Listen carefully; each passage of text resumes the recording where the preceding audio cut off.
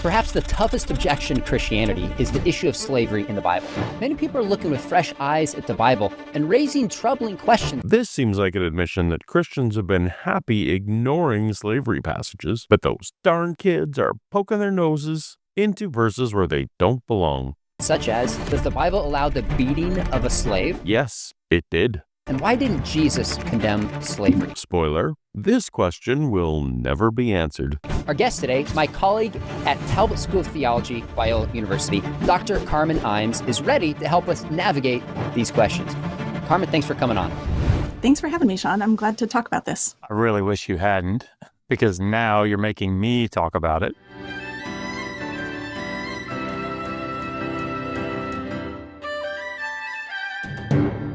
Welcome to Paulogia, where a former Christian takes a look at the claims of Christians. Yeah, I've been looking forward to this for a while. I've touched on it in short videos, but never gone into depth. And people have been asking me for a long time.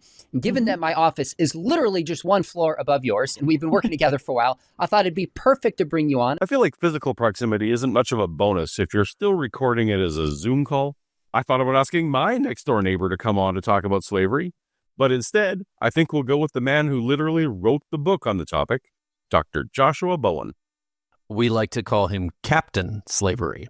And our resident slave to fashion, Dr. Kipp Davis. Oh no, we're cartoons again. That means we must be talking about something terrible on Paulogia's channel. Josh, I bet when you were growing up, you didn't dream about one day being the Bible slavery guy. But here we are.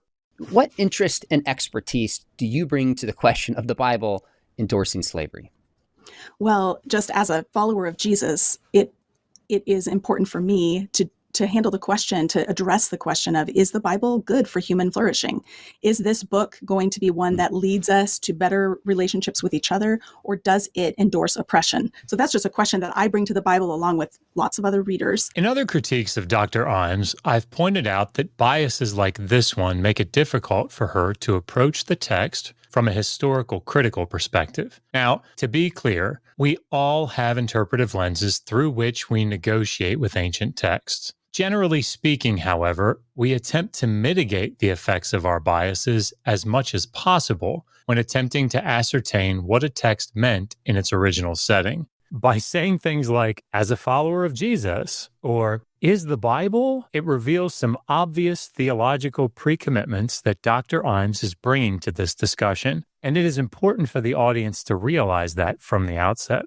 And in particular, I was just interviewing the apologists Cliff and Stuart Connectley, who go on to college campuses and engage people. And Stuart, the younger one in his 30s, he said he thought this was, until he really studied it, the toughest objection he's faced to the faith. As an aside, I have engaged with Cliff and Stuart several times in debates, once with Matt Dillahunty, where we focused on slavery in the biblical texts. It did not go well for them. So he gives her this opportunity as a little slave girl to actually name him. So a tremendous, obviously privilege. It would seem that the only defense would be to argue that a perfectly moral God endorsed its practice. Thus, it was moral because God declared it so. But this amounts, it seems, to little more than a post hoc rationalization that ostensibly must be taken simply by faith, and appears to fall into the category of claims made without evidence that can be dismissed without evidence. But if God can say don't eat shrimp, he can say don't own people. And there's not a video that I have seen since that debate where Cliff and Stuart speak about this topic in any way that suggests that they have taken any of the biblical and wider ancient Near Eastern data that I've explained to them on board. So remember, those laws in the Old Testament are instructions, not approval, regulations, not endorsement. This, unfortunately, is unsurprising. Disappointing, but unsurprising. This is just abundantly clear watching the interview that Alex O'Connor just did with Cliff and Stuart Connectley, where it was just a rehearsal of the same talking points that they directed at Josh, and he rightly corrected in real time in his debate with them when he was on stage with Matt Dillahunty. And we're going to be reviewing that video here in the near future on Kipp's channel, so be on the lookout for that. Stay tuned. Didn't invite you on to plug other channels. Sorry. Christ. Wow. So I'm curious, like, how should we judge Old Testament commandments that are written 3,000 some years ago? Well, probably not 3,000 years ago, but we probably should resist the urge to go down that rabbit hole. Easy, Kipp. Yeah, but something probably needs to be said here, no? Yes, I think there's such a tendency for us to, as readers, look at the Bible and dislike anything that feels like it wouldn't fit in our context. Yeah, I don't think that's it. People love reading mythology. We enjoy reading things in ancient texts that seem bizarre or out of line with our modern context and experiences. Reading through the Epic of Gilgamesh and seeing the king and Enkidu kill the bull of heaven, throw a part of the bull at the goddess Ishtar, and then watching the fallout of that behavior is in many ways quite foreign to us, but we love reading about it. Right? Who doesn't love reading Elle's Drinking Party? Drunk Gods, Cosmic Dick Measuring Contest, debauchery. Come on. Right? I think issues arise for people who are reading the text, assuming that it will speak directly to how we should think and how we should live our lives in our modern context. But reading the Bible is a cross-cultural experience. We're going way back in time. We're going to another cultural context in which there are different values at play. But that's not what's pitched on Sunday mornings. Pastors quote Isaiah 40, verse 8. The grass withers, the flowers fade, but the word of God will stand forever. Or Psalm 119, 89-90. Forever, O God, your word is firmly fixed in the heavens. Your faithfulness endures to all generations. Or Hebrews 13:8. Jesus Christ is the same yesterday, today, and forever. When a plain reading of the verse supports our particular viewpoint, then Jesus never changes. It's only when science or ethics conflict with Scripture that evangelical pastors want to pull out cultural context. Well, first they try Old Covenant versus New Covenant, but slavery passages are problematic in both, so they go to cultural context as interpretation plan C. Or maybe plan D, the apologetic interpretation tier list goes 1. Plain reading, 2. Old Covenant versus New Covenant, 3. Descriptive versus prescriptive, and then 4th, cultural context. But we're not supposed to be judging it by our context. We should be judging it against its ancient context. This is where my doctoral work has come in handy because I wrote my dissertation on the 10 Commandments. So I was in Exodus looking at biblical law, doing comparative work, and trying to see like what's normal, what's unique about these laws, and that can really help. Look, I'm a philologist and a historian. Of course, I'm keenly interested in gaining a clear understanding of the cultural or historical context of any given ancient text that I happen to be reading. But too often, when I hear people talk about judging actions and events from the distant past by modern sentiments, I can't help but feel that this is a rhetorical strategy. It's a tactic in the service of another agenda. When I'm reading the royal chronicles of the Neo-Babylonian kings, I'm not grappling with the morality of the things that they say. When Tiglath-Pileser brags about how many men he slaughtered in battle, how many men he decapitated, and how many people he enslaved, I don't take the time to reflect on whether or not he's making good diplomatic or moral choices. The only texts some people are tempted to do this with are those in the Bible. And this is precisely because, as Josh alluded to, so many people continue to take ancient texts in the Bible seriously as moral guides. Should we be wary of how our modern preconceptions can distort the function and meaning of ancient texts? Absolutely. I'm currently writing an entire book on that. But does that also mean that we shouldn't simultaneously reject morally or socially reprehensible aspects of ancient culture espoused by these texts? Absolutely not. The ancient world was brutal. One of the ways in which we appreciate and honor our own literary heritage is to recognize and acknowledge just how far we've come and just how fortunate we are by way of comparison. Instead of just shrugging our shoulders and saying, this terrible thing is okay because everyone was doing it. It's absolutely fine to say this thing that everyone was doing in antiquity is terrible. We're above this. We have figured out better ways of navigating these issues thanks to the scores of ancient people who lived through them. Our way is better. Concerns about judging ancient literature more often than not are just coded apologetics for distorting the facts about the distant past. Are there any other just principles like that in the background? Because when you describe modern day, UK, I've been there. I've seen this. I've watched that. I'm like, wow, this is very different. In some ways, I wish we had it instead of debate. Sometimes it feels like it's just a show we're trying to do and have sound bites. Like there's substantive debate, but that's another English-speaking country that we descended from in modern times. We're talking about 3,000 to 4,000 years ago. Keep resisting, Kipp. Keep resisting. 4,000 years. Sorry, Josh, I can't do it.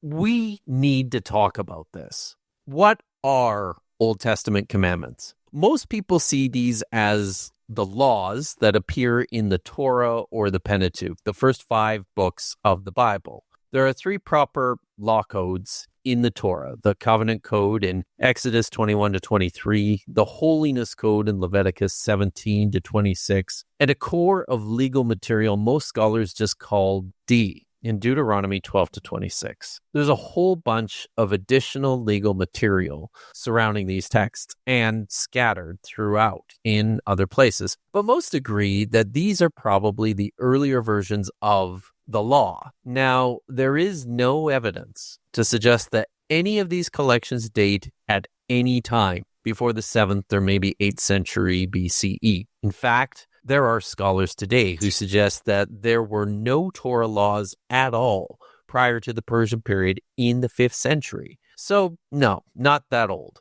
Also, not consistent. One of the fascinating things about the law codes is that they are really repetitive. The same laws appearing in different places, but also with critical differences. These collections are in conversation with one another over long periods of time. So when it comes to something as nebulous as Old Testament commandments, we need to carefully consider how laws are being changed and adapted over time to suit developments in the communities that wrote and collected them. Communities living not 3,000 to 4,000 years ago, as Sean suggests. Communities from as early as 2,700 years ago at best, but probably even a lot later than that. I think there's a couple of other things that might help. One is to understand the way law functioned in the ancient world, because we have particular assumptions about laws and how they work in our context. But in their context, a king would sponsor the development of a law code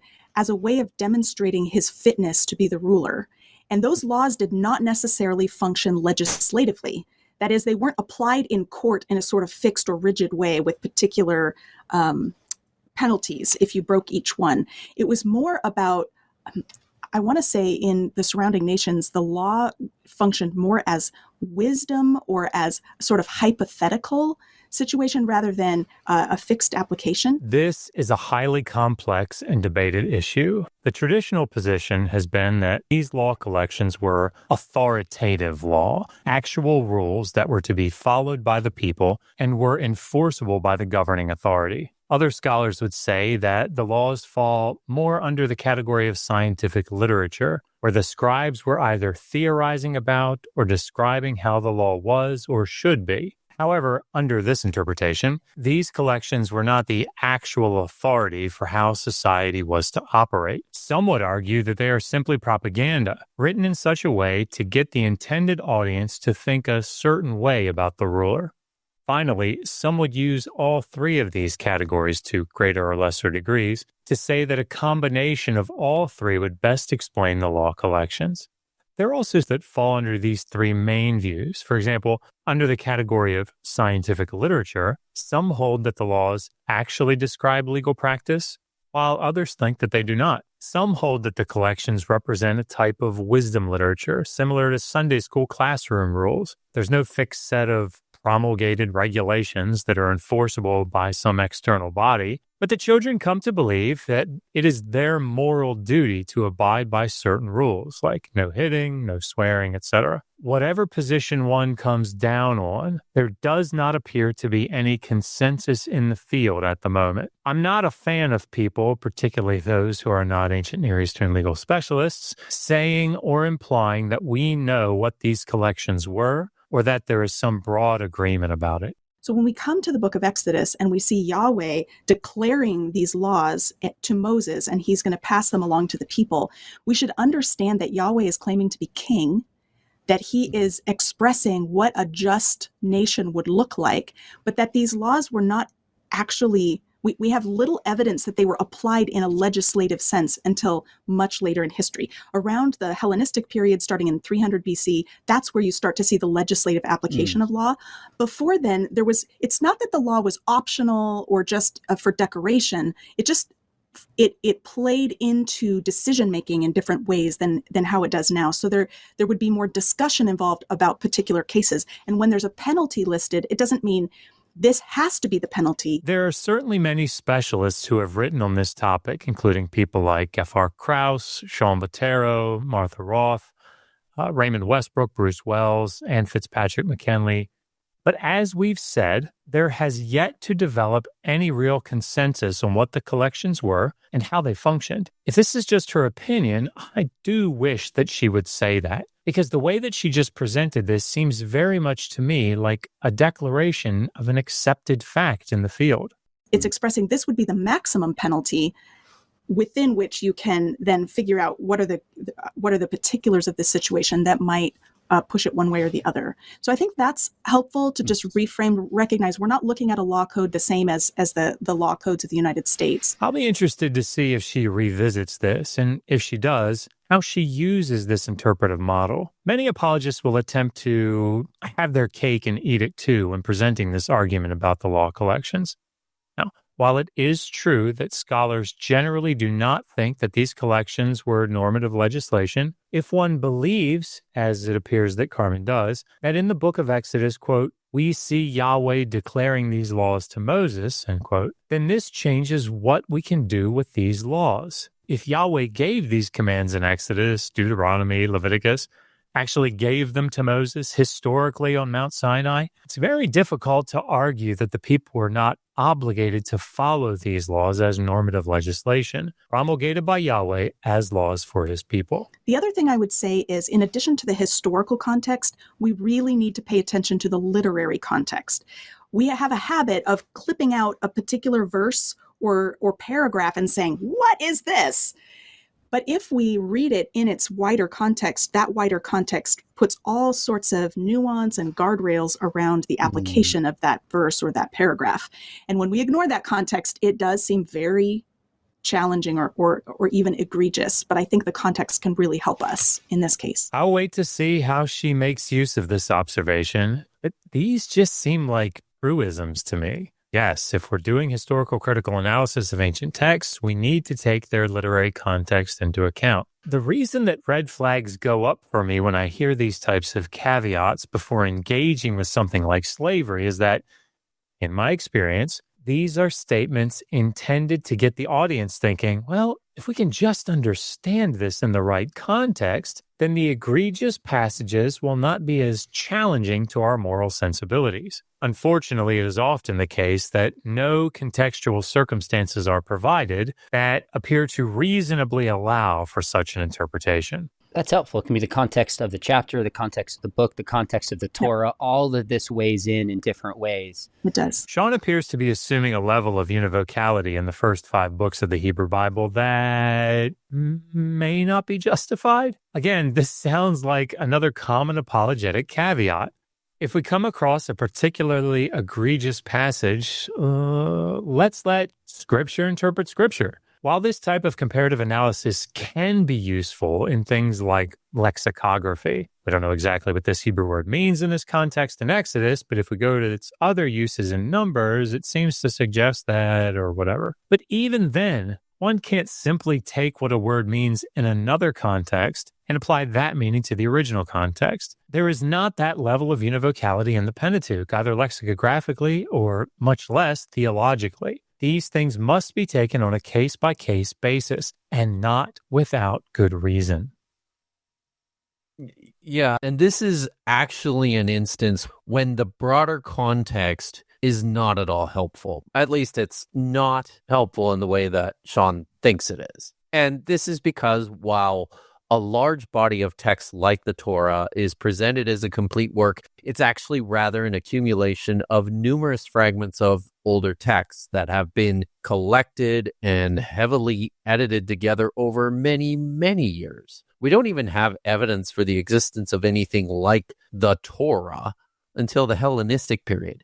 It's not until the discovery of the Dead Sea Scrolls, texts dating from as early as the late 3rd century, that we find actual examples of biblical books like Exodus and Numbers even collected together. And the evidence for that is still pretty sparse. This approach by Sean is really problematic because it simply ignores how so much of this legal material developed. The individual books themselves, Exodus, Leviticus, Deuteronomy, are in conversation with one another. So we readily see developments and contradictions which point to changing circumstances, different theologies, or outright rejections of earlier rulings in later rewritten texts. For example, Exodus 21:16 says that whoever kidnaps a man, whether selling him or keeping him in hand, shall be executed. Well, there you go. We're going to hear in a few minutes about how this law makes something like the antebellum slave trade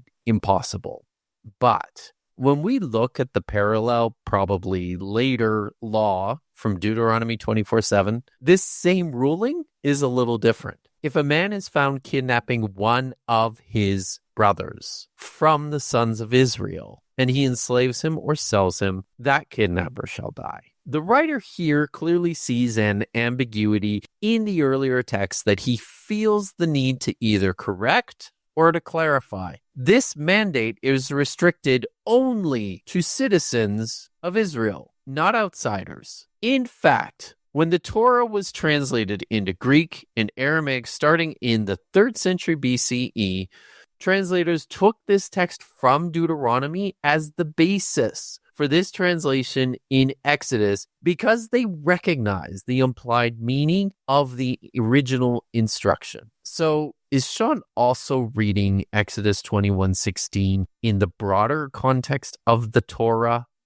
Not here, he's not. Does he even understand or acknowledge why there are these many differences and inconsistencies between parallel texts? Not as far as I can see. Maybe talk about how slavery in the Bible compares and contrasts with other surrounding nations of the time, such as Egypt. Now, I realize we could do an entire program or two on this, but give us a few principles, maybe the way they're similar, but also maybe ways that they're different. I find it interesting that Sean is asking about slavery as it was practiced in Egypt, given that it is one of the few places where we know relatively little about how slavery was practiced. If people are interested, a standard place to learn about issues of law like this is Westbrook's 2-volume edited work, A History of Ancient Near Eastern Law, where Richard Jasnow wrote about the institution in the Middle and New Kingdoms. There's also a recent 2024 edited volume by Rowlandson, Bagnall, and Thompson entitled Slavery and Dependence in Ancient Egypt, Sources and Translation. Back to the point. We appear to know relatively little about the institution when compared to places like Hatti, Assyria, and Babylonia. Of course, I suspect the reason is that Israel, according to the narrative, was taken out of Egypt, which is referred to as, quote, the house of slavery. I'll be very interested to see from which sources they derive their information on the practice of slavery in, ostensibly, New Kingdom Egypt. The bigger question, though, is who cares? I mean, if Sean is interested in slave practices in ancient Egypt for academic reasons, that's great.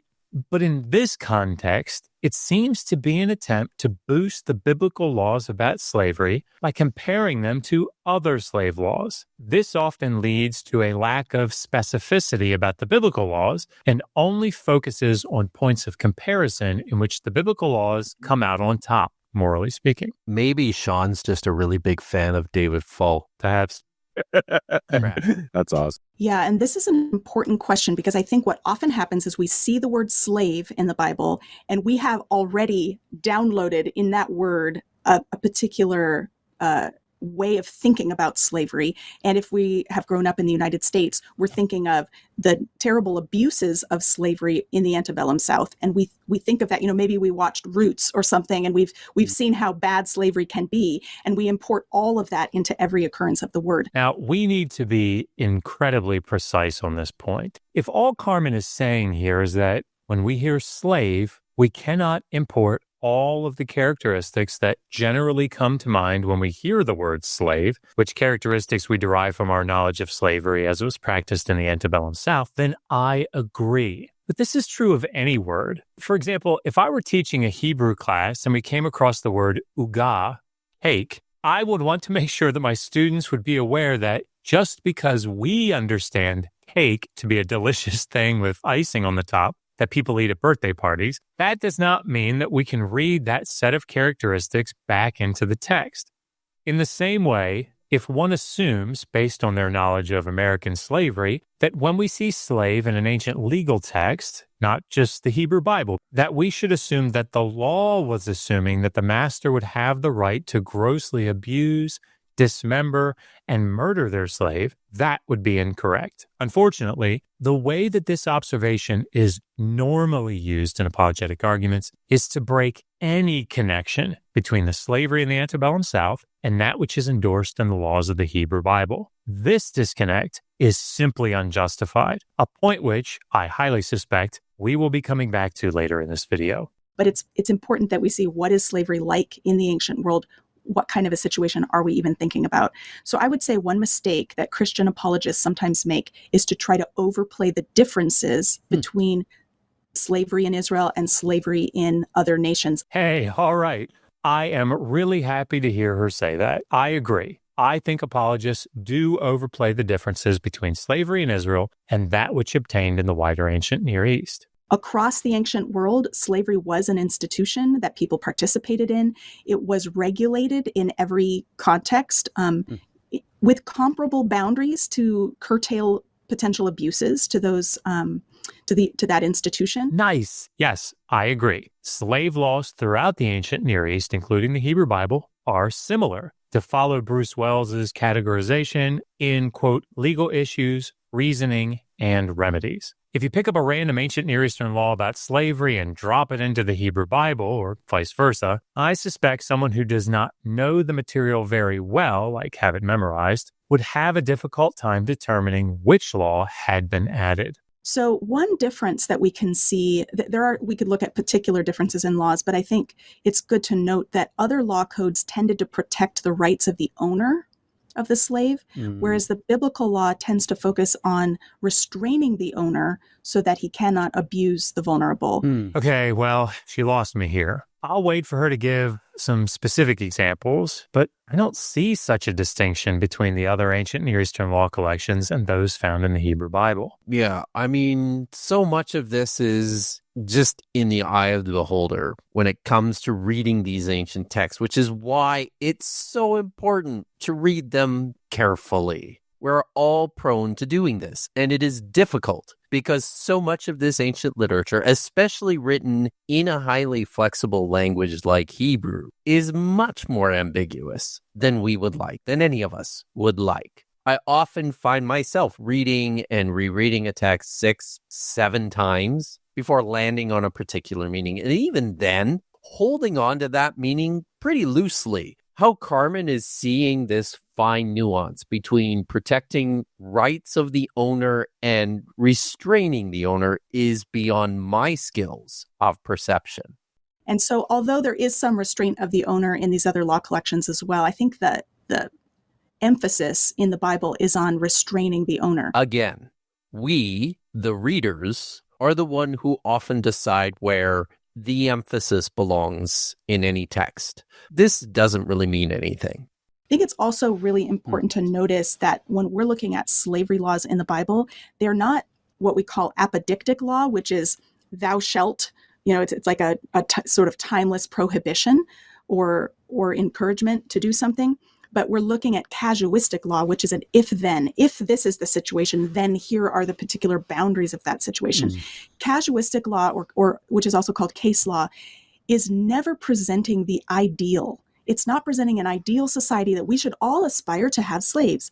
No, it's speaking into a situation in which slavery is already an institution. What does the formulation of laws in casuistic style have to do with ideals or an ideal society? I think she's going to have to give an argument for that assertion. If this is true, then does that mean that Exodus 22:18, do not permit a sorceress to live, and apodeictic law is a timeless prohibition? Does that law represent the ideal society? And what about participial law formulations, which are like, whoever does X will Y? Do these fall somewhere in the middle? Exodus 21:16, whoever steals a man and sells him or he is found in his possession will certainly be killed. How should we be thinking about that law? And does this hold true for other ancient Near Eastern law collections, where we also see the same three types of law formulations? For example, in the laws of Eshnunna 15 and 16 and 51 and 52, these are formed as apodeictic laws. The former two forbid certain transactions to be made with slaves, and the latter two involve the movement of slaves. Now, are these timeless prohibitions or encouragements as well? I just don't understand the rationale behind her assertion here. What about Exodus 28? Remember the Sabbath day by keeping it holy. Is this another timeless law? Yeah, I don't know. I think depending on who you ask, some of these are still timeless laws. I mean, there's plenty of people who are not interested in letting sorceresses continue to live. Fair point. But still, I think it's a good point, Josh. And what about if the text switches back and forth between casuistic and apodeictic laws, like in Exodus 20, 23 to 26? It reads like this: You shall not make other gods besides me.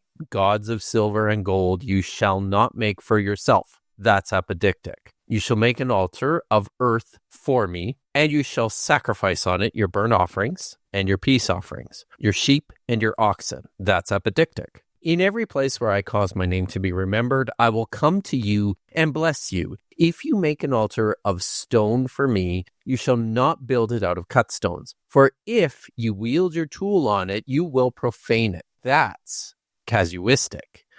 And you shall not go up by steps to my altar, that by your nakedness you may not be exposed on it. Switching back again to apodeictic. So is this last one, the apodeictic law about not climbing the steps to reach the altar, is that timeless? And does this also apply in the other formulations or versions of the Decalogue? For example, in Leviticus 19:11 and following, we have several apodeictic laws, like you shall not steal, you shall not deceive, nor shall you lie to one another. You shall not swear by my name as a lie, and thus profane the name of your God. I am Yahweh. You shall not exploit your neighbor, neither shall you rob, etc., etc. However, in verse 19, we read, you shall keep my statutes. You shall not crossbreed two kinds of your cattle. You shall not sow your field with two kinds of seed. A garment of two kinds of mixed clothing shall not go on you. So what? Are these presenting the ideal society? Is mixing two fabrics part of this timeless prohibition? I think she's just going to need to present some data. And I'm saying slavery in the ancient Near Eastern sense, not in the modern sense, right? So like I don't like using the word because of all the connotations that come with it. In the ancient world, sometimes people abused slaves. They did not follow these laws, but the case law was intended to restrain the power of the owner so that there was potential and so that there was human flourishing for all those involved. Carmen appears to be giving justification for why she does not want to use the word slave. It conjures up certain characteristics in people's minds that she does not want associated with what the laws of the Hebrew Bible describe. Fine. The problem is, however, that the same argument could be made about the laws in the antebellum South. For example, in Georgia's Constitution in 1798, Section 12, we read, any person who shall maliciously dismember or deprive a slave of life shall suffer such punishment as would be inflicted in case the like offense had been committed on a free white person and on the like proof, except in case of insurrection by such slave, and unless such death should happen by accident in giving such slave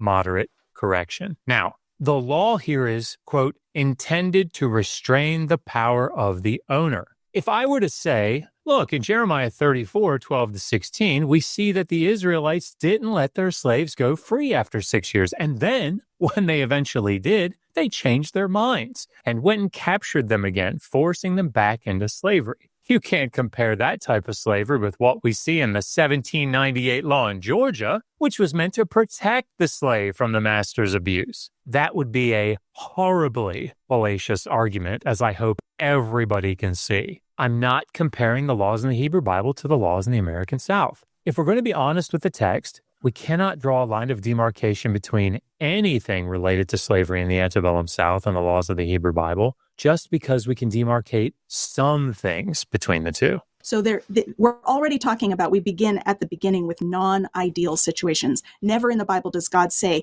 here's my grand vision for human society, and it includes slaves. That's not what we're looking at here. It is exactly what the Bible is doing. Remember that Carmen has already correctly pointed out that ancient Near Eastern law codes were forms of propaganda intended to promote the aptitude of the ruler. She said, a king would sponsor the development of a law code as a way of demonstrating his fitness to be the ruler. She can't have this both ways. Either the law codes are cumulative conceptions of social ideals, or they're functionally worthless.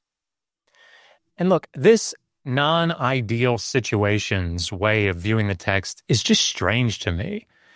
Think about what Moses says in Deuteronomy 28. If you fully obey the Lord your God and carefully follow all of his commands I give you today, the Lord your God will set you high above all the nations of the earth. All these blessings will come on you and accompany you if you obey the Lord your God. And what were those blessings? Fertility and abundant childbirth, both human and cattle, abundant food provisions, safety, power over enemies, success in everything that they would do. In fact, starting in verse 9, we read, the Lord will establish you as his holy people, as he promised you on oath, if you keep the commands of the Lord your God and walk in obedience to him. Then all the peoples of the earth will see that you are called by the name of the Lord, and they will fear you. The Lord will grant you abundant prosperity in the fruit of your womb, the young of your livestock, and the crops of your ground, in the land he swore to your ancestors to give you. The Lord will open the heavens, the storehouse of his bounty, to send rain on your land in season and to bless all the work of your hands. You will lend to many nations, but will borrow from none. The Lord will make you the head, not the tail. If you pay attention to the commands of the Lord your God that I give you this day and carefully follow them, you will always be at the top, never at the bottom. I mean, sounds pretty ideal to me. And we see the same sort of language in Leviticus 26. If you follow my decrees and are careful to obey all my commands, then the same sorts of things follow. And starting in verse 9 there we see, I will look on you with favor and make you fruitful and increase your numbers, and I will keep my covenant with you. You will still be eating last year's harvest when you will have to move it out to make room for the new. I'll put my dwelling place among you, and I will not abhor you. I will walk among you and be your God, and you will be my people. I am the Lord your God, who brought you out of Egypt so that you would no longer be slaves to the Egyptians.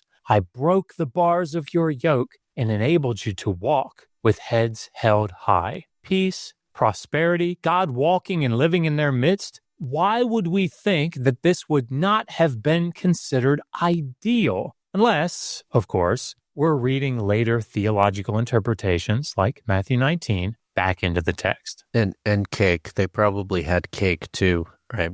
Uga. And uga, that's right. Not that fruitcake shit either. I've been reading Dennis Prager's commentaries on the Old Testament. Good God.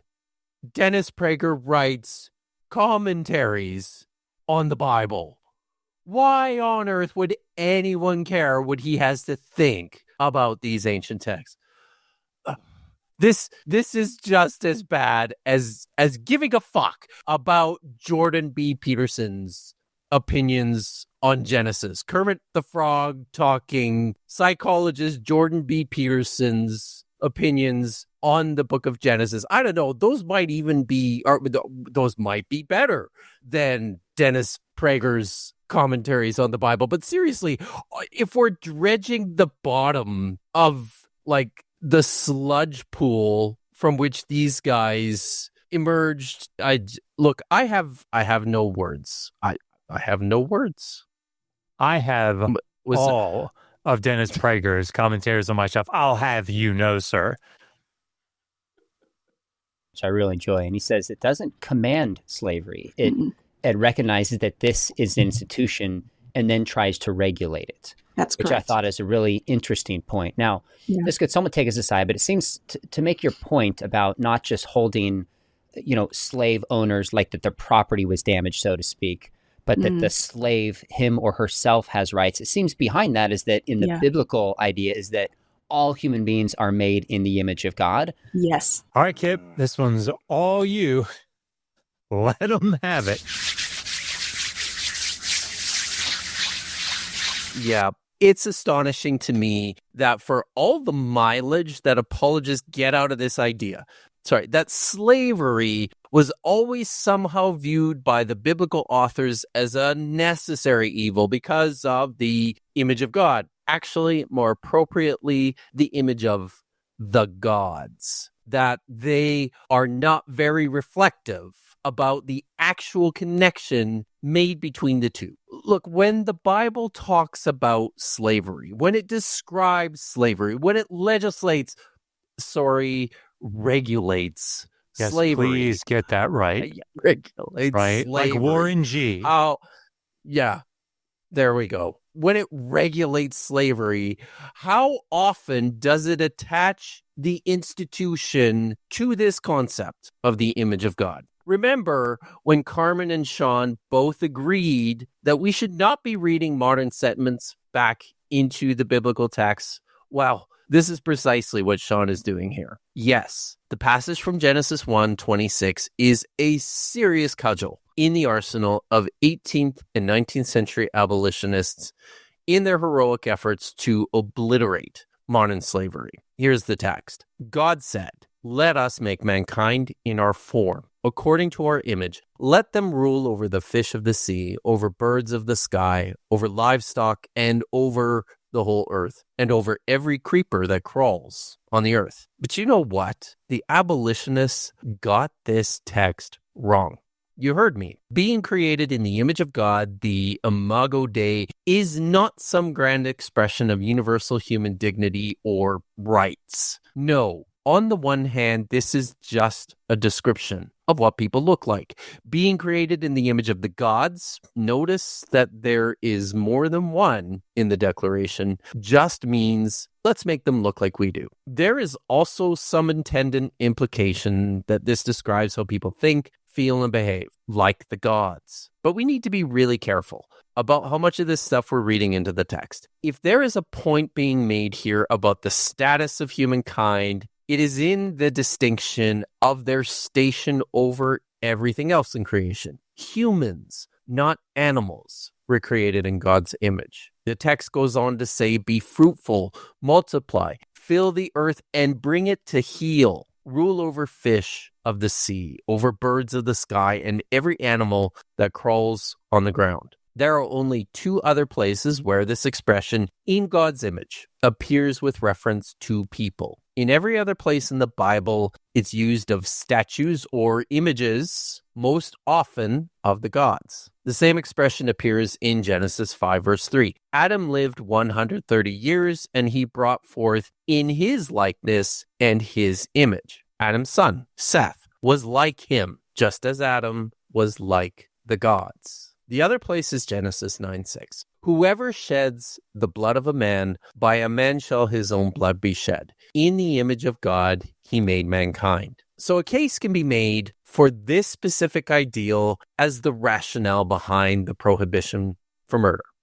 This is precisely what apologists like Gavin Ortland and Trent Horn did when Josh and I engaged in a public discussion with them about this topic. But look again at what this text says. "Whoever kills another man shall be killed by another man, because mankind is made in God's image." The text is an expression of lex talionis, life for life. There's nothing here about slavery. If one wanted to import slavery into the rationale of this passage, I guess we could say, for whoever enslaves another man, it is permissible for him to be enslaved by another man, which is exactly how slavery functioned in antiquity. Anyone could be a slave. What goes around comes around. And that was unfortunate. Look, this sure doesn't sound like it's working towards the prohibition or the limitation of slavery. Within the ancient world, everywhere, This idea that human beings were fundamentally the same was widely held, and it prevented no one from enslaving one another.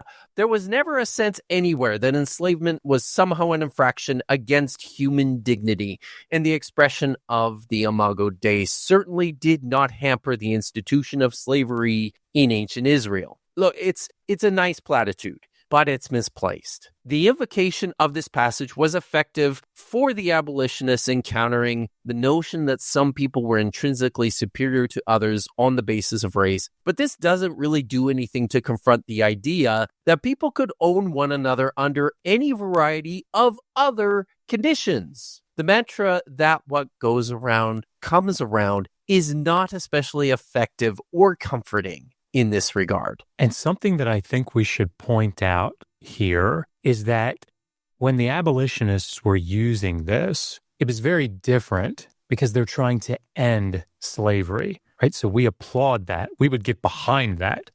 Here, Absolutely. it's not being used to try to end slavery. It's being used to defend a particular interpretation of the text.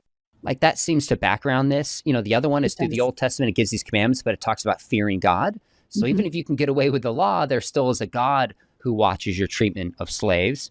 And then finally, in it's in Exodus, Leviticus, and Deuteronomy, repeatedly is referring to the Israelites as you were once slaves. Again, this seems to be the standard operating procedure for defending Old Testament slavery. Set as wide a background as possible, focusing on love, care for neighbor, care for foreigner, image of God, so that when we get to the actual laws concerning slavery, the audience is already primed to think, well, it can't mean that. The problem, of course, is that their understanding of love, of care for neighbor and foreigner, etc., is not always, frequently is not, the same as our understanding of these ideas. In other words, simply quoting Leviticus 19:33-34, and if a stranger dwells with you in your land, you shall not oppress him. The stranger who dwells with you shall be to you just as a citizen from among you, and you shall love him as yourself, because you are strangers in the land of Egypt. I am Yahweh your God. And then conclude that 6 chapters later, when it explicitly tells you how to purchase slaves as inherited property, pass them on to your children, and it simply can't mean that. They did not see a contradiction between those two things.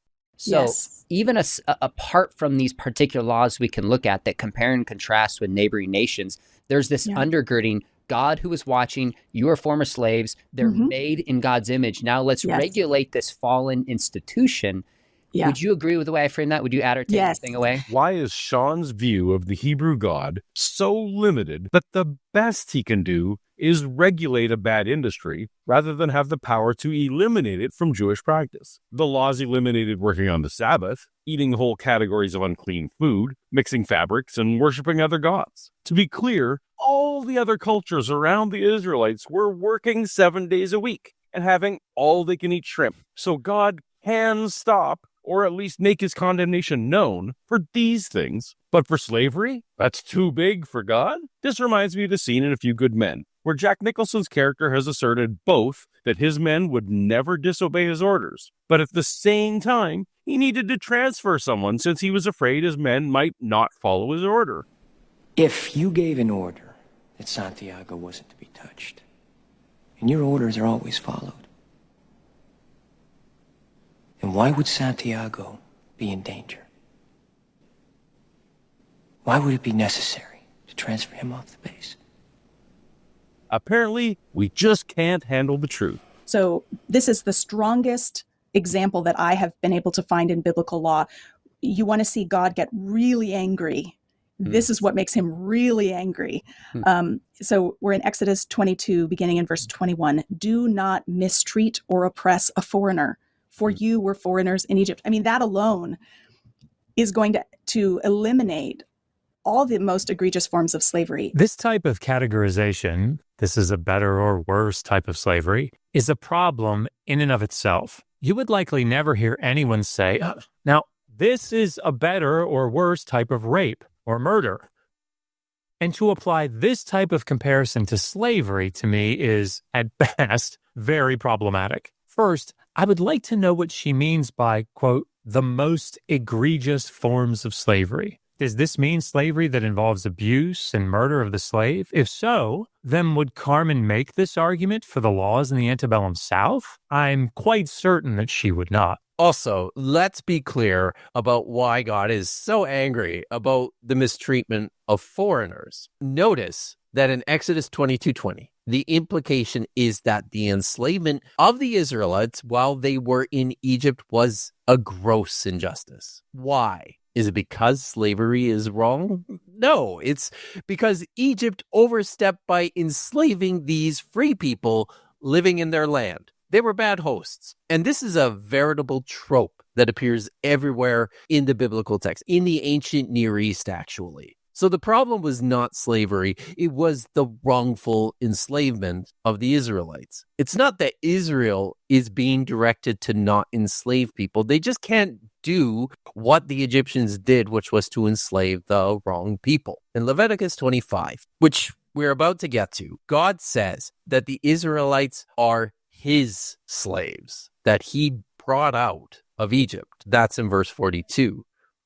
The text then goes on to describe which people the Israelites are permitted to permanently enslave in verses 44 to 46. So why was it wrong for Egypt to enslave the Israelites? It's because they did not belong to them. They were already slaves of someone else. They were the slaves of Yahweh. Egypt essentially stole Yahweh's slaves, and it pissed them off.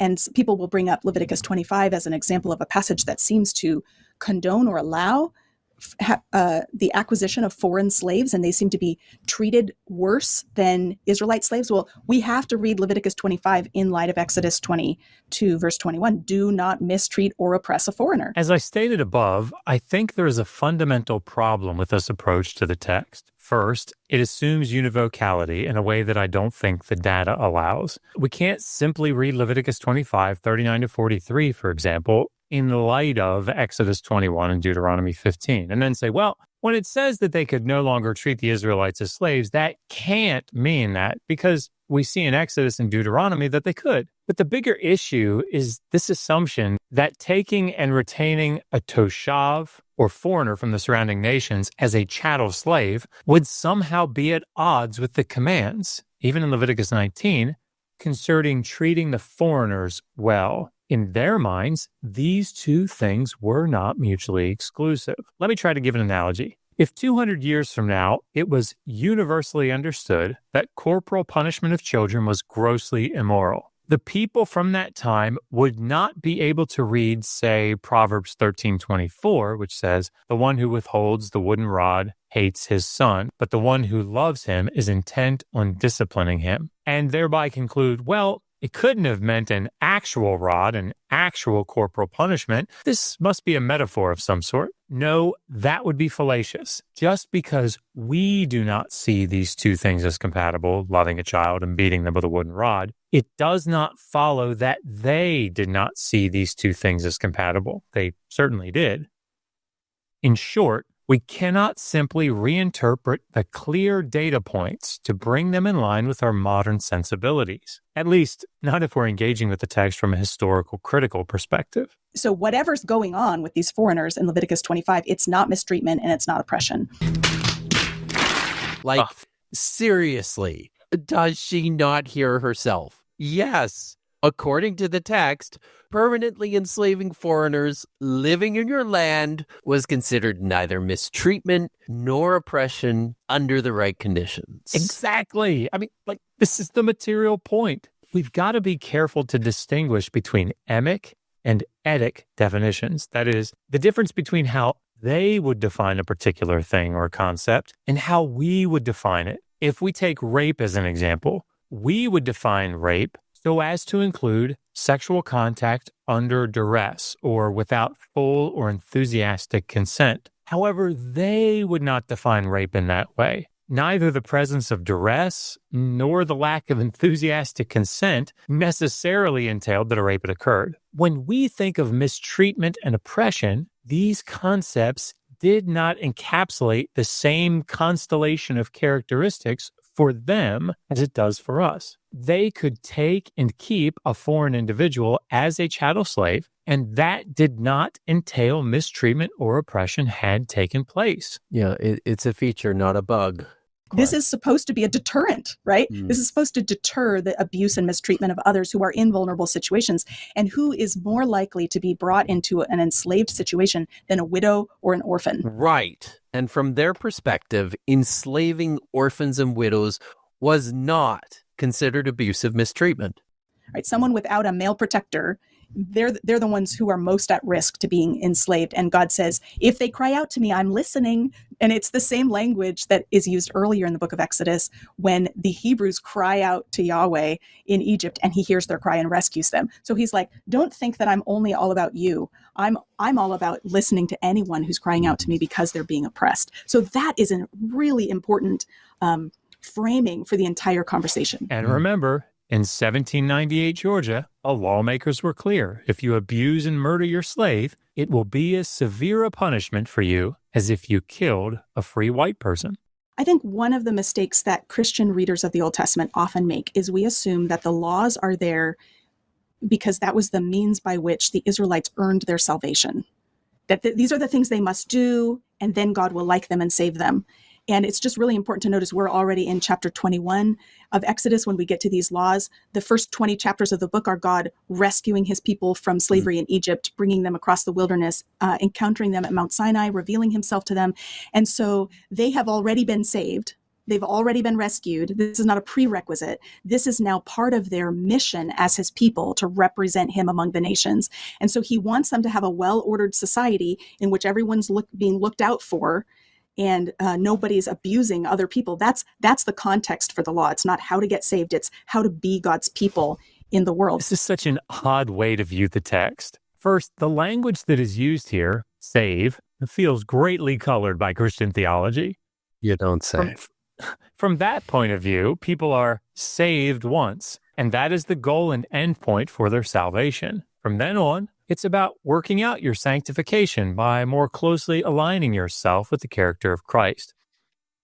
But that is absolutely not the point of view of this text. The salvation that the Israelites experienced in their deliverance from Egypt was an event in time, but there was absolutely no guarantee that such a status would continue to obtain. This is the entire point of passages like Leviticus 26 and Deuteronomy 28, which we looked at earlier. This is why the continual command to follow the statutes and judgments, to obey the laws. Why? So that they might maintain that salvation status, deliverance from their enemies, security in the land, abundance of food, prosperity, etc. Israel was, in a sense, on mission in these passages, but that mission was to become the head of the other nations. When we read through Deuteronomy 20, for example, it becomes clear that Israel is to be at the top, and that all other cities and peoples were to become subordinate to them. This was the ideal. And if they obeyed the laws, God would continue to favor them, and they would obtain and maintain that status. That sounds like works righteousness. We are no longer under the law, but under grace. Old covenant, once again. Old covenant. That's right. I am convinced by William Morrow's idea that the covenant code is in a chiasm. So there's an overall structure like a literary sandwich in which the laws that people think are about slavery in chapter 21 verses 2 through 11 correspond to chapter 23 verses 10 through 12, which are about the Sabbath. So do you guys remember what I said about readers seeing what they want to see in the biblical text? Don't get me wrong. Chiasmus are real literary devices that are often employed throughout ancient texts, but again, we need to be very careful about identifying these. Are they actually there in all the places that we're seeing them, intended as such by the author? Or is this just us reading our own structure back onto these texts? How many of these are intentional as opposed to coincidental? Chiasms are most easily detected in much smaller chunks of text. We saw one of these already in Genesis 9:6. Whoever sheds the blood of a man, by a man his own blood shall be shed. That one's obvious. I'm extremely dubious as to the presence of these over huge blocks of text, like what Carmen wants to see here. Even just from a practical perspective, readers or hearers, remember, most people's encounters with the text in antiquity was not by sight reading it, they listened to it. So they're not going to perceive these structural nuances over multiple chapters. So we have two sections that are Sabbath oriented. And how is this Sabbath oriented? It's oriented toward the release of slaves, not the acquisition of slaves. So when we look at chapter 21, it's not all about, hey, here's how you get people to work for you. It's no, here's when you have to let them go. I'm thinking that it would be good for the audience to hear what these passages actually say before we see Carmen walk us through the passages. Here in the first section of Exodus 21, verses 2 to 6, a male Hebrew is purchased as a debt slave. The law stipulates that he can only be kept for 6 years. Afterwards, he is free from his debt and released. If he enters debt slavery without a wife, he leaves debt slavery without a wife. If he enters with a wife, she goes out with him. If during his 6-year period of debt slavery, the master gives him a wife and they have children, upon the end of his 6-year term, he is free to exercise his right to release, but the wife and children remain the property of the master. The man can either choose to leave his wife and children behind, or he can volunteer to serve as a permanent slave for the master. You got to make sure you read this, though, Josh, in context, right? In context. From there, then you go to Genesis 1:26. Right, image of God. And then you go to Israelites escaping slavery in Egypt. And then don't forget Luke 4 and Luke 10 and all that Galatians very, very important. Galatians 3:28, all the context. Yeah. And so it's the whole posture of chapter 21 is aiming towards release of those who work for you. And that, I think, is an important part of, restraining the power of the landowner. I'm just curious, do we think that Carmen would come to the defense of other law collections in this way? For example, do you think that she would defend Hammurabi's laws about slaves, foregrounding the discussion about laws concerning runaway slaves with statements like, now we have to remember, when we approach these laws, they are set in a tradition in which one of the primary responsibilities of the king was to care for the weak and vulnerable. For example, the prologue to the laws of Ornama states, I eliminated enmity, violence, and cries for justice. I established justice in the land. And what about Lipit Ishtar's laws? At that time, the gods An and Enlil called Lipit Ishtar to the princeship of the land. Lipit Ishtar, the wise shepherd, whose name has been pronounced by the god Nunamnir, in order to establish justice in the land, to eliminate cries for justice, to eradicate enmity and armed violence, to bring well-being to the lands of Sumer and Akkad.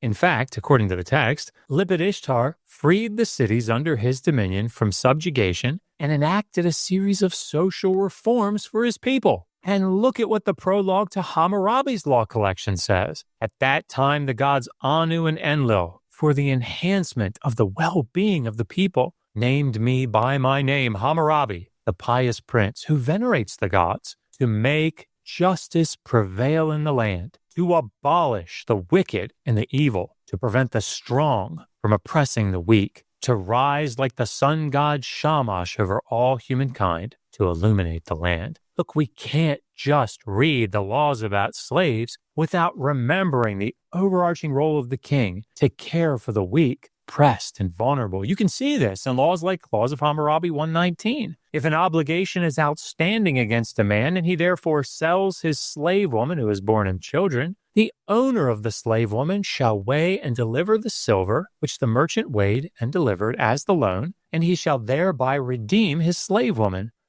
Look at the protection that the law is providing to the slave woman. If he's had children by that slave, which might seem terrible to us, but was just a norm back then, Hammurabi was regulating the sale of that slave woman to cover the debt, making it possible for the debtor to buy back his female slave, attempting to keep her and her children together. And let's not forget Laws of Hammurabi 170 to 171. where a child born of a slave woman to her master is allowed to inherit part of the estate.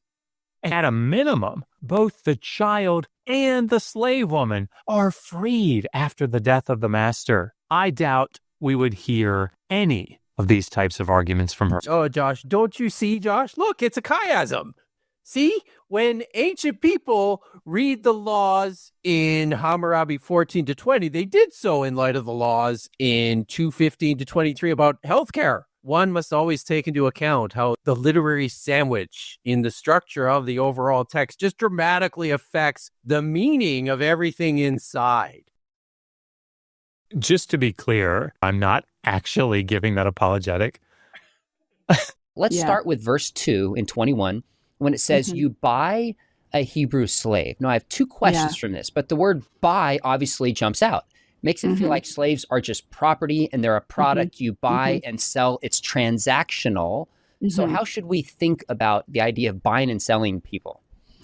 Yes, so I actually don't think this is a case of buying and selling people. I think this is about contract labor to pay back a debt that is owed. And I think probably the majority of Old Testament scholars would say, what we're looking at here is indentured servitude. So this is the case of a man who is unable to pay a debt that he owes. Maybe his crop failed.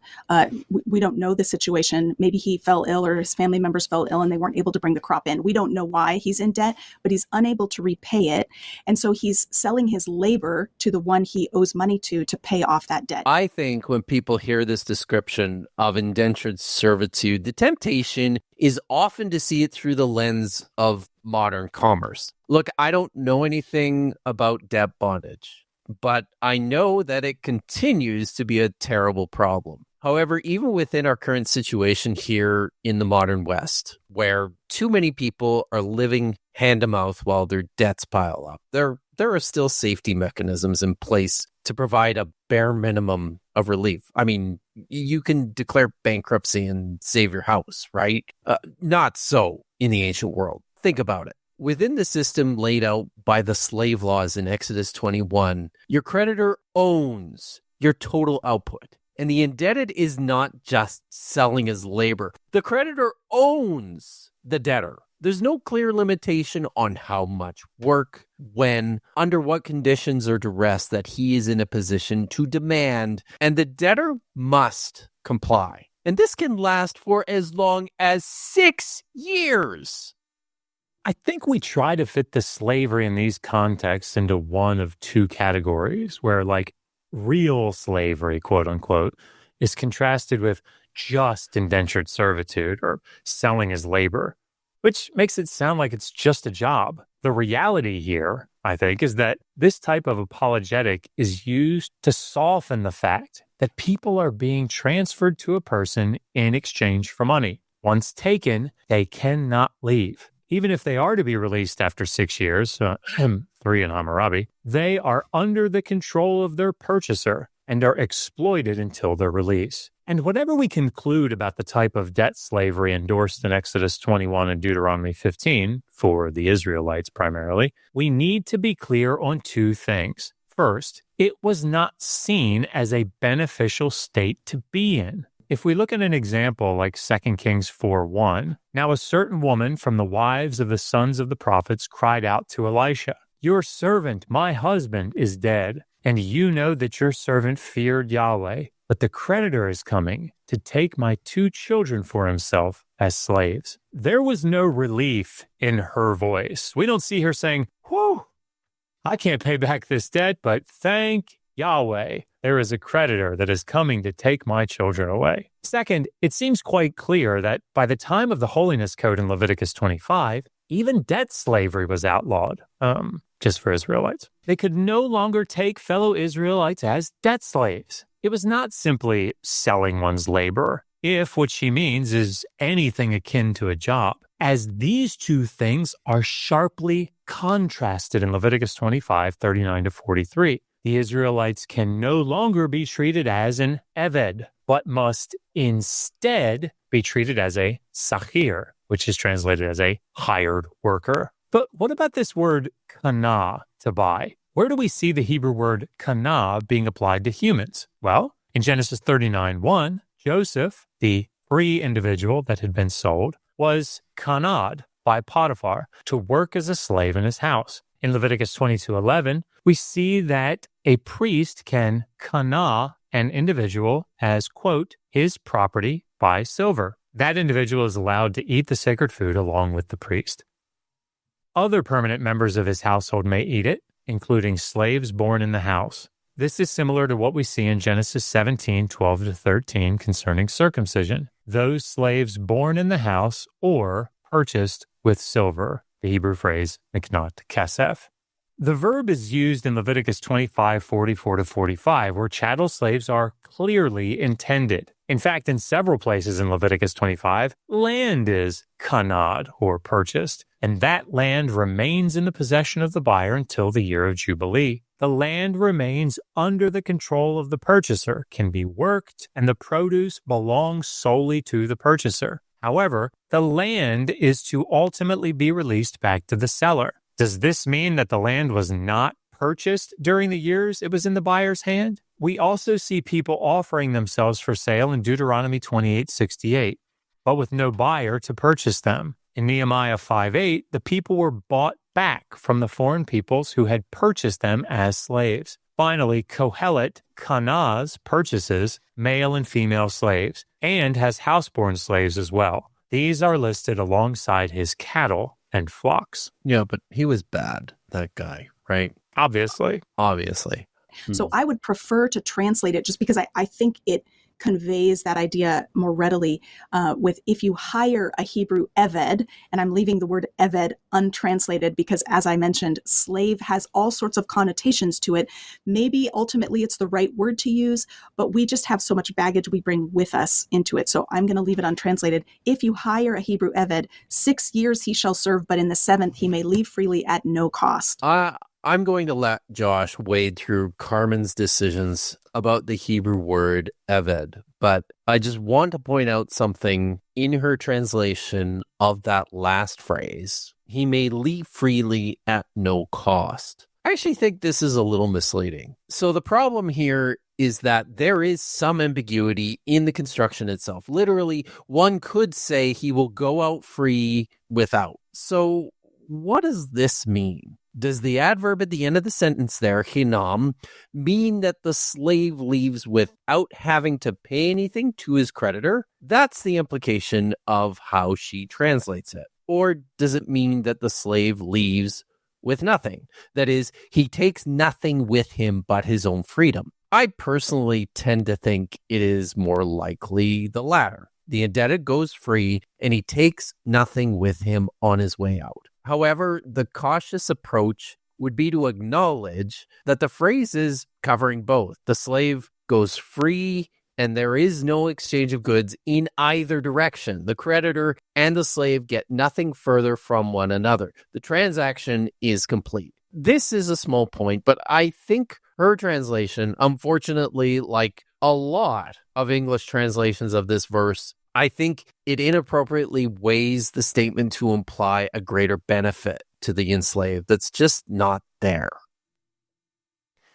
And what about this word eved? Look, I understand why she doesn't want to translate it, but unfortunately, I think it's probably best, in this context anyway, to give whatever translate we think appropriate and then support that translation with the data. There's no question that some contexts require the translator to use words other than slave, as something like servant or even subordinate fit the context better. But I think leaving it untranslated doesn't get us very far. Obviously, she has already stated that she thinks these are indentured servants, so I wonder if this is primarily rhetorical in nature. With that being said, if she just wants to leave it untranslated temporarily, that's obviously fine with me. As long as we make our translational decisions ultimately known, I think that can work. So in other words, there is from the get-go a limit on the repayment of debt via labor.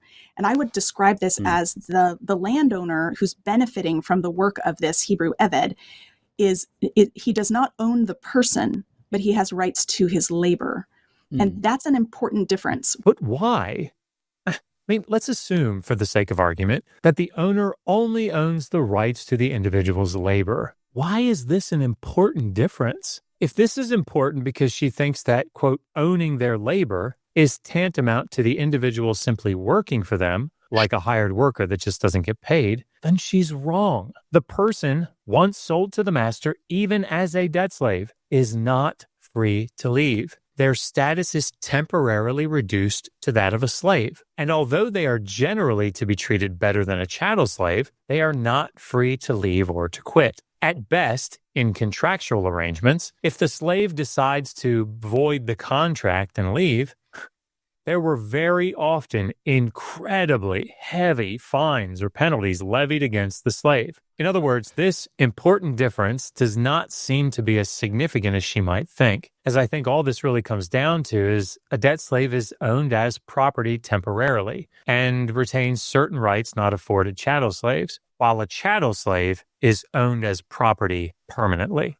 And I think this bears repeating. In such contractual arrangements, there is no clear limitation on how much work, when, and under what conditions or duress that the owner is in a position to demand from his slaves. Such things are never spelled out in the text. We see later in the chapter that there are laws regulating the treatment of slaves. Okay, it looks like she's going to move on to Exodus 21, 20 to 21, and 26 to 27. So let's talk about them. These laws almost certainly concern debt slaves, given the context and the ancient Near Eastern parallels. In 20 to 21, if a man beats his male or female slaves with a wooden rod, and this results in the immediate death of the slave, then the man is to be likely killed. However, in verse 21, if the slave survives a day or two, and most likely then dies, the master is not punished, as the slave was their silver. In verses 26 to 27, if a man destroys the eye or knocks out a tooth of a slave, the slave is to be released back to free status. You mentioned beating. There is corporal punishment. That's part of the institution of slavery, but it's limited. If you permanently injure your eved, he gets to go free at no cost. In other words, his debt is automatically wiped out, and he gets to go back home because you have proven yourself to have been an owner who cannot be trusted, a landowner who can't be trusted to treat his employees with dignity. No, that's not what has been determined. Wouldn't her claim about this as proof that an owner cannot be trusted also not follow that all his slaves should go free in such an instance? If he is a landowner who can't be trusted to treat his employees with dignity, shouldn't he be prohibited from owning slaves, employees, altogether? Where is that? This feels like she's reading a lot into the text that just isn't there. And I think that we have to be very precise in these discussions. I assume she's referring to Exodus 21, 26 to 27, where the damage is done to the eye or the tooth. Now, if these were not standard parts of the body that were injured in the law collections, I might be more inclined to make an abstraction to say permanent damage. Although I think we would have to be more specific. Would a broken bone that heals improperly be considered permanent damage? What about a cut that leaves a scar? However, we know that injuries to parts of the body vary in severity and the required compensation they bring in the law collections. Damage to the eye or tooth is no small thing. In fact, it's usually near the top of the list in laws about battery. But I think there's a bigger issue here that always gets lost in these verses. The slave is not due lex talionis, as a free person would be. If you look at verses 22 to 25, which discuss the case in which a pregnant woman is accidentally struck, injuries to the woman are to be met with the same right to injury. Eye for eye, tooth for tooth, hand for hand, etc. However, when we get to the slave, we do not read, if a man strikes the eye of his male slave or the eye of his female slave and destroys it, then you will repay eye for eye. Instead, we read, he shall send him out free in place of the eye. In other words, the debt is repaid. The slave is not given the right to the master's eye. In the same vein, the slave that is gored to death in 2132 does not carry the same penalty as if the ox gored a free person. Lex talionis does not apply. Only a monetary penalty follows, likely the cost to replace the slave. And so this, as compensation for the physical injury, the eved is allowed to go free. If a landowner beats an eved and he dies, there is actually a death penalty that still is in effect for the landowner. So I find this very interesting that the life of the slave is counted as equal with the life of a regular citizen. If you murder him, then you are subject to the death penalty, just like you would be if you murdered a free man. Well, no. This is not just like if you murdered a free man.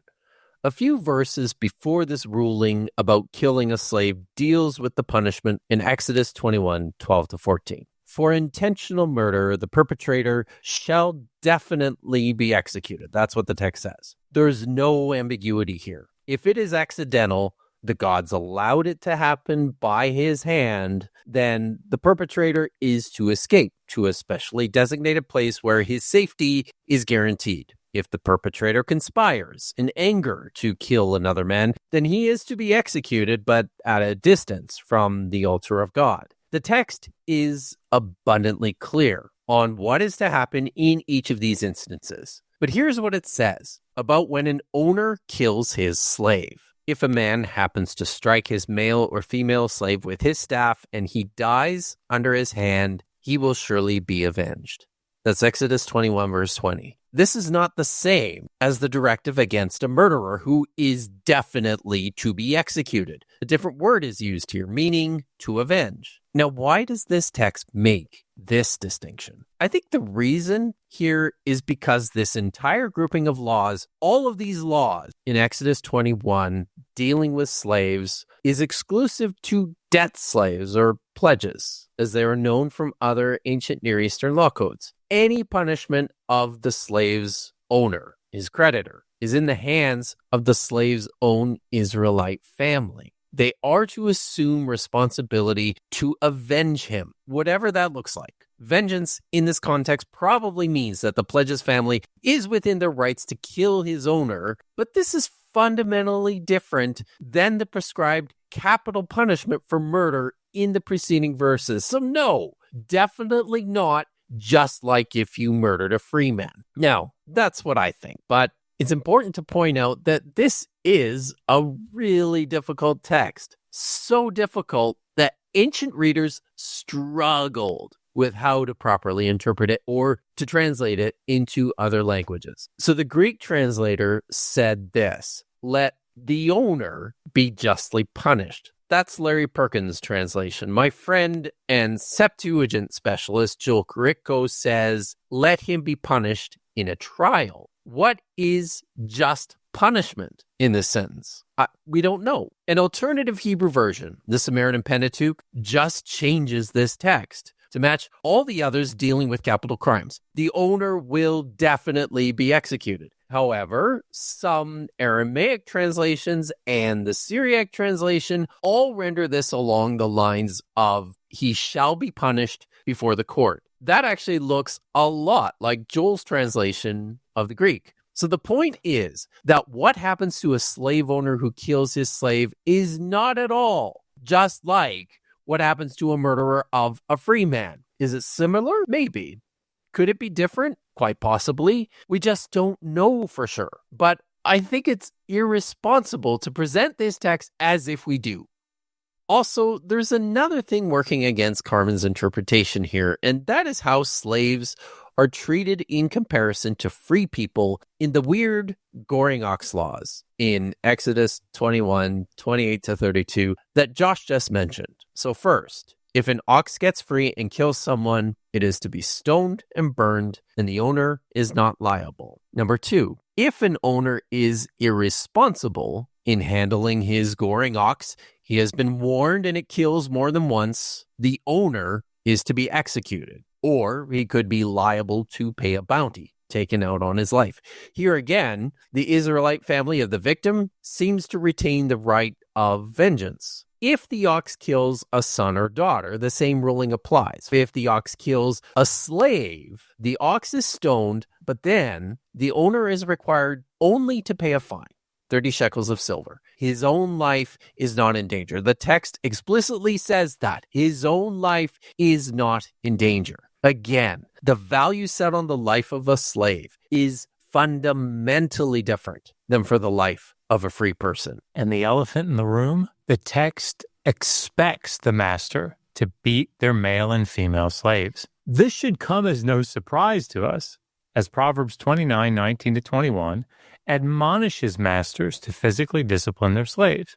But another, and maybe even bigger problem, can be seen in the following North Carolina law from 1791. Quote, which distinction of criminality between the murder of a white person and of one who is equally an human creature, but merely of a different complexion, is disgraceful to humanity and degrading in the highest degree to the laws and principles of a free, Christian, and enlightened country. Be it enacted that if any person shall hereafter be guilty of willfully and maliciously killing a slave, such offender shall upon the first conviction therefore be adjudged guilty of murder, and shall suffer the same punishment as if he had killed a free man, and law, usage, and custom to the contrary notwithstanding. Do we really want to flex on the fact that Exodus severely punishes a master who murders his slave? So this, I think, is good news for anybody who's coming into an unpleasant situation of being unable to repay their debt. There are certain protections afforded to them. The servant's or the eved's body does not belong to the master, only his labor does, and it's temporary.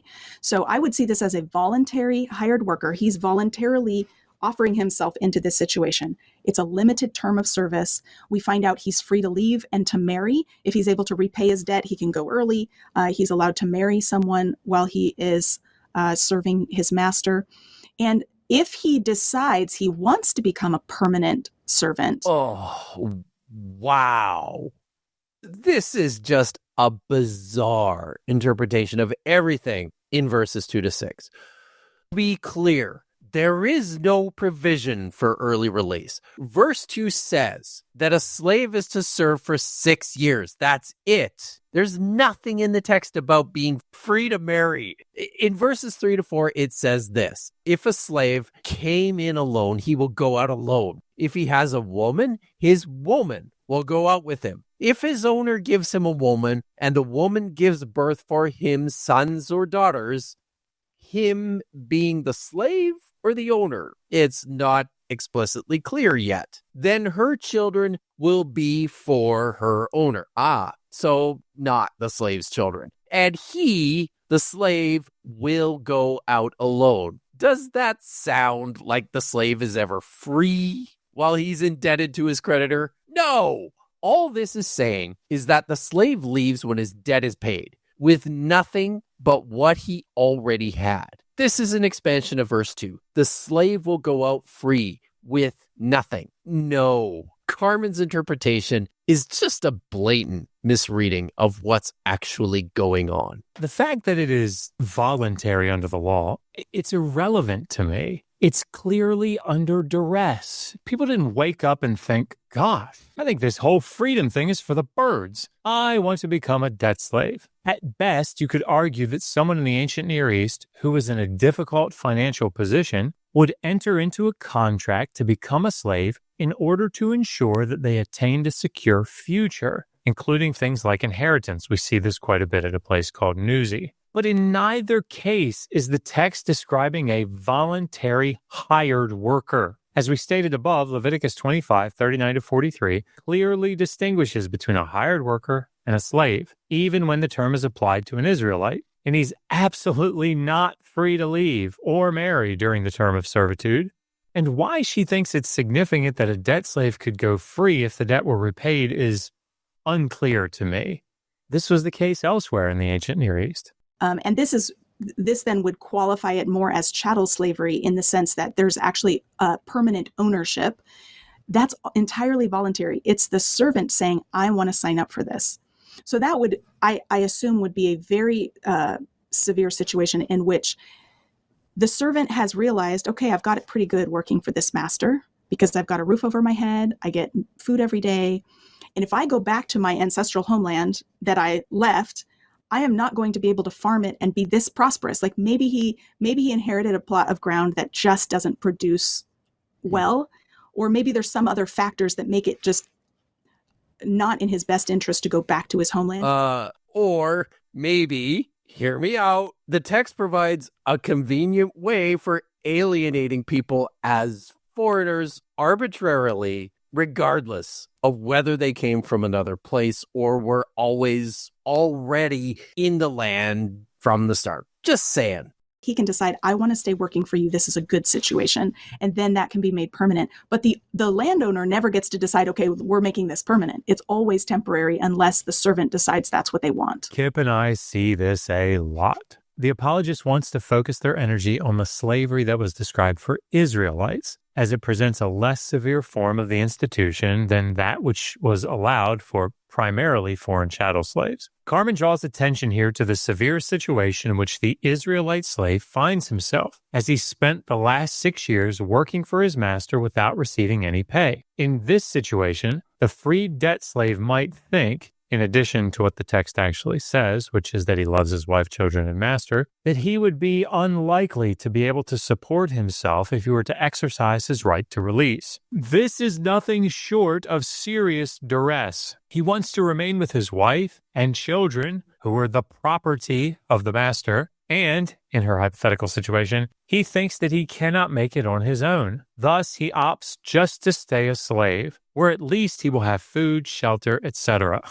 I'm sorry, but this is a very weak flex. And as we noted, it focuses on the softest forms of slavery that the law collections endorse. And in case anyone has missed it, I don't think you missed it, but in case you did, within the context of this specific passage, the slave's decision is not made in view of his very severe situation.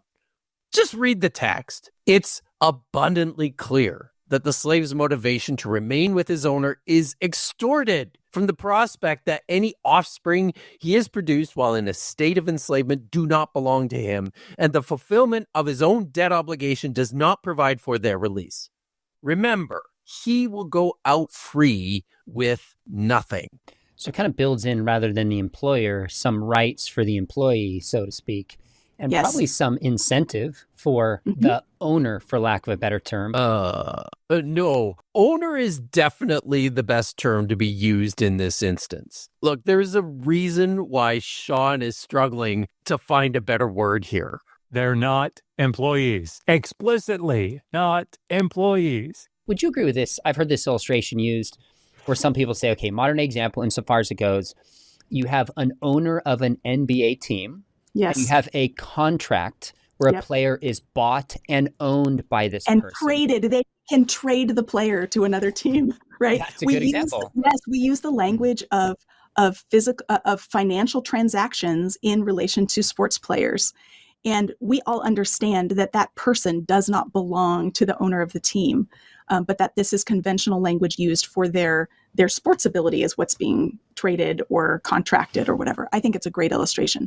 No, I think it is a terrible and misleading illustration. These are not sports and business metaphors. Even with debt slavery, there's obviously a much stronger ownership status for the master than with an owner or manager of an athlete today. Athletes do not work in the homes or fields of their owners, who are advised to beat them with wooden rods to keep them in line. They're not physically detained. Spouses are not given to them by their masters, only to be kept along with their children after the termination of the athlete's contract. To compare these two situations, in my opinion, it's incredibly overly simplistic, and it reveals the apologetic intent of the one making the analogy. And it's just gross. You know, back in the 90s in the Canadian Football League, athletes might work in the homes and fields of their owners because they signed these personal services contracts, right? Which would pay You're them not like, wrong. nope.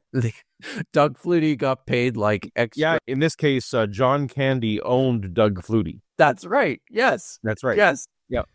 It's totally true. No, it's good. Sean McDowell must be a CFL fan. Awesome, Sean. That's helpful. Now, certainly an NBA player could just say, I'm not playing anymore, I'm done, and the contract is over. So there's some differences, but it's enough to show that being owned by somebody, having, being traded doesn't imply you lose your humanity and you're just an object that's merely property, so to speak. Yes. No, Sean, that is not helpful. I would be remiss to not point out that our own languages have developed over thousands of years into their own functional communication systems through social and cultural pressures. Because of this, we cannot just retroactively compare modern metaphors and hyperbole to words used in the ancient Near East. The language of sports developed out of the ancient languages of combat and conquest, and the language of sports business developed out of the language of ancient systems of commerce, which promoted slavery, as uncomfortable as it should be to talk about trading, buying, and selling professional athletes in modern sports. Looking at you, John Candy, these words simply do not mean the same things that they did in an Iron Age text like the Bible. This betrays just a very naive view of linguistic development and also of the history of slavery from antiquity into the modern world. I shouldn't be surprised from a guy who teaches in an apologetics program, okay? But this is what it is. I would agree that slavery in the ancient world was not determined on the basis of one's claims to human dignity or intrinsic value. We covered that already. These ideas were developed over many hundreds of years in Western culture to the point that only certain people were in danger of being enslaved on the basis of arbitrary genetic features. But also the ways in which Sean is thinking about humanity and just an object that's merely property are not anything like how any ancient person would recognize these concepts. Human people were absolutely considered and treated merely as property all the time, without anyone ever raising questions about their humanity or their dignity. At the same time, I think it's important just to recognize there was a lot of abuse of other people in the ancient world and in ancient Israel. This is what the prophets are railing against, right? They're saying, look, Amos is pointing out over and over examples of the mistreatment of other people. So we have to separate and distinguish between description and prescription. And we need to also actually read the text. For all of Amos's complaints, writing in the 8th century BCE about the mistreatment of other people, he's conspicuously silent about slaves. He uses the word eved only once. That's in Amos 3:7, and to describe the prophets as the slaves of Yahweh. Now, if Amos was in fact really concerned about the treatment of slaves, I would expect him to actually say something, anything about it, but he does not. Just because there's a story about someone mistreating a slave does not mean God is okay if we mistreat slaves, or God is okay if ancient Israelites mistreat slaves. Sure. Let me also hasten to say, I am an abolitionist. I do not believe that modern day slavery is a good idea. And I think sometimes people's objection to Christian apologetics is it sounds like you're trying to make a case for slavery being a good thing. And the reason Carmen has to make this point is because there are actually Christian apologists out there actively making the case that modern day slavery is a good idea, and they're using the Bible to promote it. But again, by making this claim, she needs to now also do the work of showing us what the text means. Within the biblical text, what does it mean to mistreat slaves? And I do not think that slavery is ever the ideal, and it's probably never a good thing.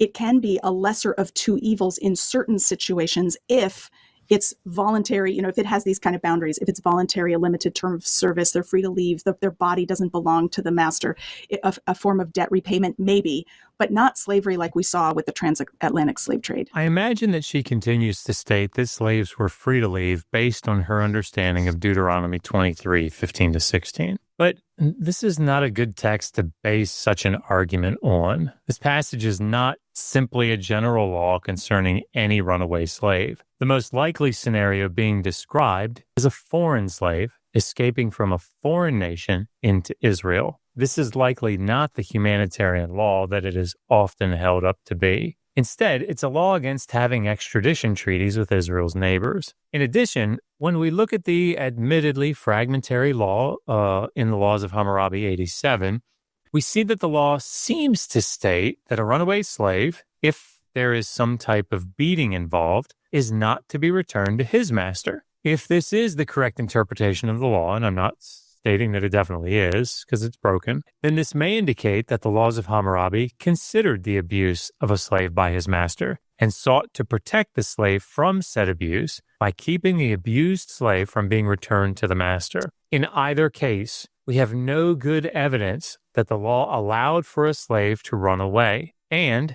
as we see in passages like Jeremiah 34, the narrative does not see this as even a physical possibility for the slaves in that context. I want to read it because this is a common passage that comes up. It's Leviticus 19:44-46. And it says, "As for your male and female slaves whom you may have, you may buy male and female slaves from among the nations that are around you." So clearly this isn't referring to Israelites within Israel, but with nations around. We can buy from the Moabites or the, whatever group it was, Ammonites.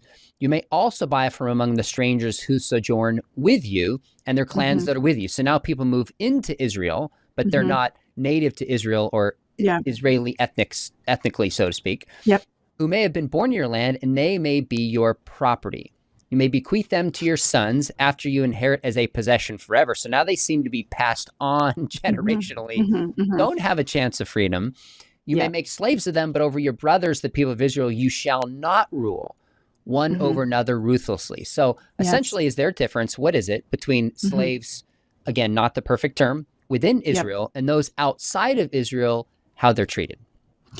Okay, yeah, this is a tricky passage. This seems really egregious on first read. Yep. First read, yes. Also on my second, third, and, well, pretty much all of my subsequent readings, yes. Really egregious. I think this might be another good time to lay out what the text is, actually saying.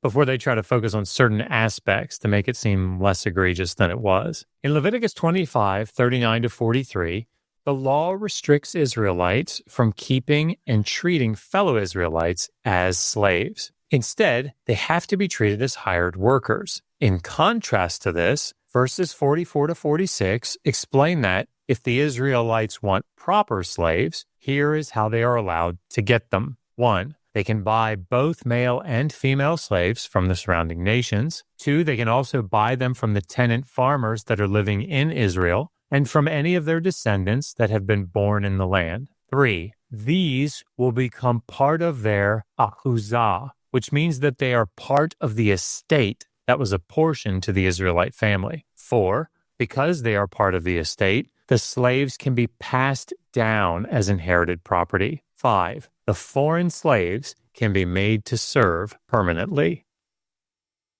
And importantly, verse 46 ends with a statement about Israelites. Here's what it says. "A man is not to rule over his brother with cruelty." That last word is perek, and it is used only a few times throughout the Bible, mostly here actually, to describe how one is not to treat his fellow Israelites. The meaning of the word is uncertain. Most translators say with severity or with rigor. And the idea seems to be in this direction, describing the treatment of other people as particularly harsh, strict, ruthless, rough, inhumane. You get the idea. But the usage of this word in this text is really, really important because it is the same word used to describe how the Egyptian slave drivers treated the Israelites while they were enslaved in Egypt. Egypt enslaved the sons of Israel with cruelty. That's what it says in Exodus 1:13. Notice that the restriction here in Leviticus, though, against cruelty extends only to the sons of Israel, your brothers, and not to anyone else. And so I think it's, again, important to recognize that the word buy could also be translated hire. So you can hire them and they become your property. You pass them on as inheritance. They serve forever. And this is specifically contrasted with hired worker, sachir in the Hebrew, in the previous section. Yeah, so no, not hire. Yeah, just like Doug Flutie. I mean, I don't know if John Candy had children, but they didn't inherit Doug Flutie, I don't think, did they? Maybe Gretzky's kids. Maybe Gretzky's kids did. Poor Josh is so lost. I'm sorry, Josh. I don't think money is being given to a third party in order to acquire foreign slaves.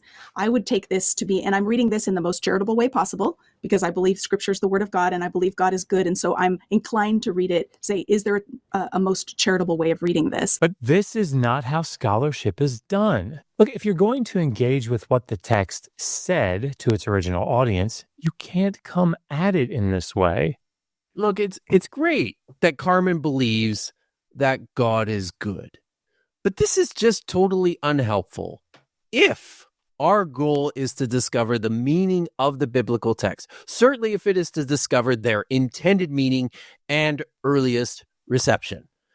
The best way to do this is not through the most charitable way possible.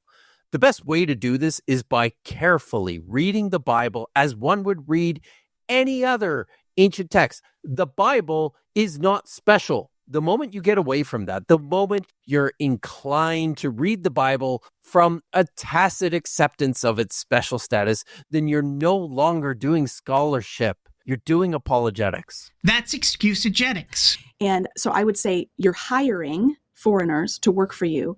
They don't have the same conditions of release after 6 years because, and it doesn't say this explicitly, but this would have been understood by every ancient Israelite. Land ownership in ancient Israel is by tribal affiliation. You inherit land from your father, and there's 12 tribes, and each tribe has its own plot of land, and it's divided amongst the descendants. A foreigner has no hope of ever owning land in ancient Israel.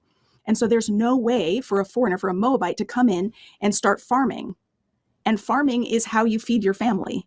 So there's no Walmart down the road that they can go and get their groceries at. Like, you have to have land if you're going to survive. So, has she read the passage? If not, let me try to explain what it says. Verses 44 to 46 concern Toshavim. These are like tenant farmers that are living in the land of Israel. They are very likely renting out land to farm from an Israelite. For this group of people, the outcome can go at least two ways. First, they could do very poorly. They could have bad crop years, for example, and thus fall into financial distress, unable to pay back their loan or pay their rent. In this case, they are allowed to be taken as full slaves. Remember, you can't do this with fellow Israelites who fall in the same hard times, verses 39 to 43. But there's a second way that this can go for the Toshavim. They could do very well for themselves. Here's verse 47. And if a sojourner or tenant foreigner with you becomes wealthy, and your brother with you becomes poor, and sells himself to the sojourner or tenant farmer with you, or to a descendant of the family of the sojourner, after he sells himself, redemption will be available to him. One of his brothers may redeem him, or his uncle, or his cousin may redeem him. Or if he gains the means, he may redeem himself. Now, let's stop there for a second. The tenant farmer, the foreigner that is living in the land. Wait. So this is the guy, Josh, who has no hope of ever owning land in ancient Israel. The one who has no way to come in and start farming. Who has no hope to survive since he has no land? What's that, Josh? Becomes wealthy. In fact, they become wealthy while the Israelite, in the hypothetical situation, becomes so poor that he sells himself to the foreign tenant farmer. So, foreigner living in Israel becomes wealthy, Israelite becomes destitute and sells himself to foreigner. Doesn't really seem to fit this narrative. But notice something else. The Israelite sells himself to the foreigner. We don't have to speculate about what this means because the text gives us a specific way to determine how much one would have to pay in order to redeem the Israelite from their modified form of slavery. Because all debts are forgiven every 50 years, the Jubilee, they are to determine how many years remain until the Jubilee year in order to determine the value to be repaid. And notice the distinction that is made for the Israelite. They are to be treated as a hired worker while with the foreign tenant farmer, as opposed to a slave. The idea that slavery being described in 44 to 46 is equivalent to being a hired worker, it just goes directly against the explicit statements in the text. They are emphatically not the same. In fact, Yahweh says this very explicitly in this way. Quote, like a yearly hired worker, he, the Israelite, will be with him, the foreign tenant farmer. He may not rule over him with violence in your sight. There's that word, that's parek, treatment that is violent, harsh, strict, ruthless, rough, inhumane. It is forbidden to treat sons of Israel in the same way that they were treated by the Egyptians. If he can't redeem himself in these ways, then he will go out in the year of Jubilee, he and his children with him. For the sons of Israel are my slaves are they, whom I brought up from the land of Egypt. I am your God. They can't be treated as slaves to the foreigners because they are Yahweh's slaves. This is not the case for the foreigners. So if a foreigner is sojourning among the Israelites, they need to become attached to an Israelite family in order to have access to food. I'm sorry, but this just isn't true. While the ger, the foreign resident, is often listed among other vulnerable members of society, several passages, including explicitly the one under discussion, show that foreigners can become wealthy. And so the law in their case is different. They're not supposed to be released because that would be essentially creating a class of homeless people who are just going to be drifting around trying to find a way to eke out a living. If that were the case, setting aside everything that we've just said about her analysis of this passage, then passages like Deuteronomy 21:10-14 just wouldn't make sense. There, a foreign captive woman is taken as a wife by an Israelite man. If he loses his liking for her, he cannot sell her. Instead, he must let her go wherever she wishes. Now, under Carmen's apparent interpretation here, this foreign woman would be released to her doom. Drifting around trying to find a way to eke out a living. This must then be seen as a punishment rather than a redemptive action to her. This is why, again, property language is being used and the bequeathing to the next generation. That sounds icky, but if we think of it again in this kind of sports realm where players are being traded or whatever, if you get a new manager for a team, or a new owner for a team, does that mean everybody suddenly loses their job?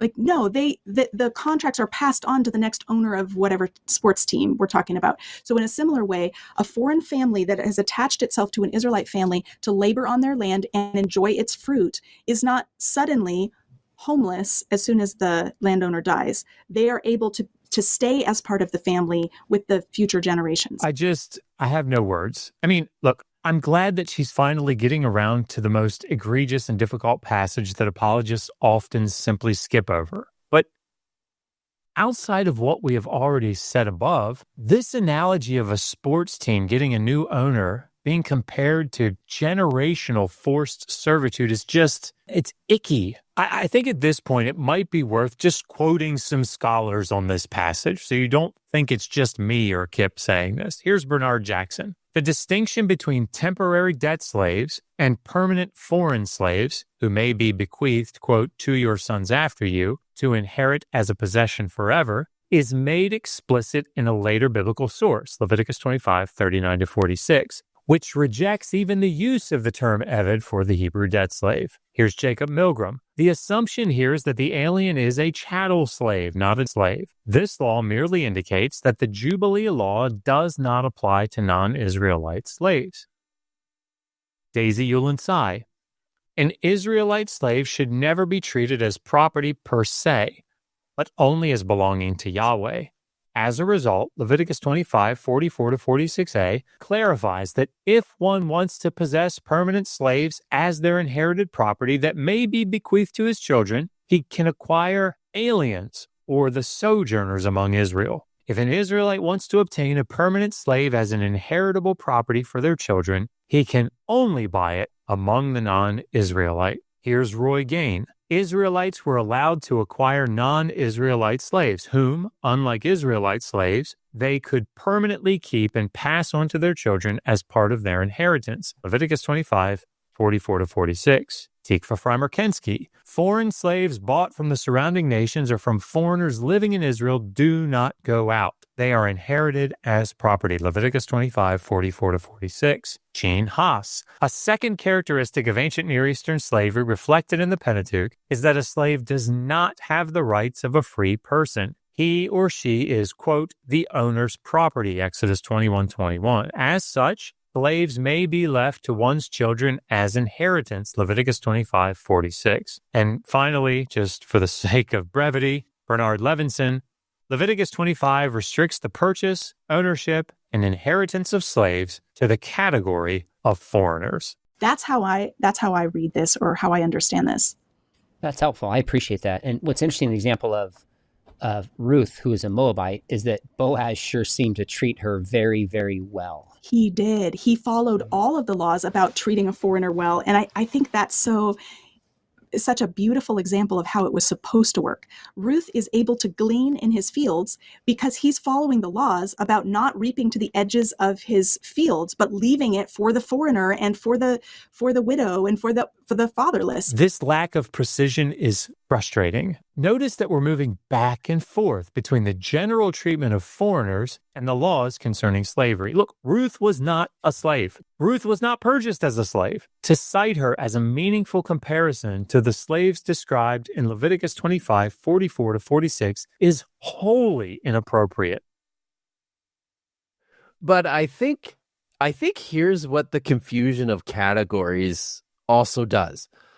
I believe the reason this text in Ruth is a useful example, seemingly, for Carmen, is because in ancient Israel, the line between slave and wife was actually pretty fine. Women were treated as commodities, and often with no agency or very little agency in decisions that their fathers made about their lives. I think Carmen is actually picking up on the similarities, but not really thinking this all the way through. Even in Ruth's story, Naomi's plan to have Ruth taken into Boaz's household, it's a survival tactic. She's securing her own safety by way of Ruth's potential to get pregnant and give birth to Boaz's children, preferably a boy. Why is this important? Because on their own, these women are barred from staking claims even to property that is rightly theirs. Within this system, their livelihood depends on Ruth's capacity to be impregnated by a man. Just look at how this story ends. So Boaz took Ruth, and she was his woman. Then he went into her, he had sex with her. Yahweh made her pregnant, and she gave birth to a son. That's Ruth 4:13. What happens next? The women celebrate with Naomi. Blessed is Yahweh. He has not left you without an heir today. Let his name be shouted in Israel. He shall be for you a restorer of life, a provider in your old age, because your daughter-in-law who loves you has given birth to him. Sounds lovely for Ruth. She is the one who is better for you than 7 sons. Verses 14 to 15. Like, yes, it sounds moving, but when you get down to it, this describes a series of pretty transactional relationships between Ruth and Naomi, Ruth and Boaz, Ruth and Boaz's newborn son. Like, this just isn't what Carmen wants her audience to think it is. It's just not. And this is part of what I was talking about earlier with we need to read the whole context. Built into the Israelite civil system is a law that tries to prevent someone from sliding into abject poverty. if they're unable to farm their own land, there's a way to get food by gleaning the edges of other people's fields. And Boaz not only allows this, but he makes sure that none of the men working in his field will harm her. Therefore, no slavery? But also, why does Boaz have to instruct his workers not to harm Ruth? In Ruth 2:9, he says to her, "Have I not ordered the boys?" This word is often used of any male who is not already attached to a woman. So he orders the boys to not touch you. The last word is used for aggressive contact, including inappropriate sexual touching. It's used this way in Genesis 26 or Proverbs 6:29. But just think about that. Why? Why does he have to tell the other men on his property to not sexually harass and molest Ruth? He provides lunch for her. He says, hey, leave some extra grain for her to pick up. Like he still gives her the dignity of a day's work, but he makes it so that it's not dangerous for her to do so. Wait, he's nice to a free person, so no slavery? And he's held up as a model in the Old Testament as the way you're supposed to do this. So certainly some people failed it, but the ideal, in a sense, is somebody who treats a slave, for lack of a better term. So because Boaz cared for a foreigner that was not a slave, marrying her and buying back the family land, this is somehow a model for treating slaves? So if everything's working properly, we're not in a situation where Exodus 21 verse 2 needs to happen, where someone needs to hire themselves out for 6 years to pay off a debt, because they've been able to survive through a lean year. Maybe their harvest failed 1 year, but they can get by gleaning until the next year. In Laws of Hammurabi 48, the text reads, "If a man has a debt lodged against him, and the storm god Ada devastates his field, or a flood sweeps away the crops, or there is no grain grown in the field due to insufficient water, in that year he will not repay grain to his creditor. He shall suspend performance of his contract, and he will not give interest payments for that year." Here we see a law providing a type of safety net for a farmer who has a bad year. Does this have some substantial bearing on slavery during the Old Babylonian period? This all just seems to be a red herring. An interesting thing to notice is that there's a rule about setting free your servants in the 7th year, but there's also a rule about letting your land be fallow in the 7th year and letting other people live off of it, off of whatever grows naturally. And so there's an interesting coinciding of these two rules. But they don't coincide. The 7th year release is not in effect in Leviticus 25. Israelites who are no longer allowed to be kept as slaves, instead, they have to be treated as hired workers until the 50th year, the year of Jubilee. Carmen is conflating different rulings from different law codes written in conversation and competition with one another by different authors, likely from pretty dramatically different times in history and different social, political, and religious circumstances. I just have to say it. This is sloppy. So that if someone is working for you and it's their labor that's keeping your farm going, the year that you let them go is also the year that you require less labor, because you're not allowed to farm your land. This is simply a misunderstanding of the text. Exodus 21 and Deuteronomy 15 start the clock ticking when the slave enters debt slavery. So, hypothetically, let's say that Frank sold himself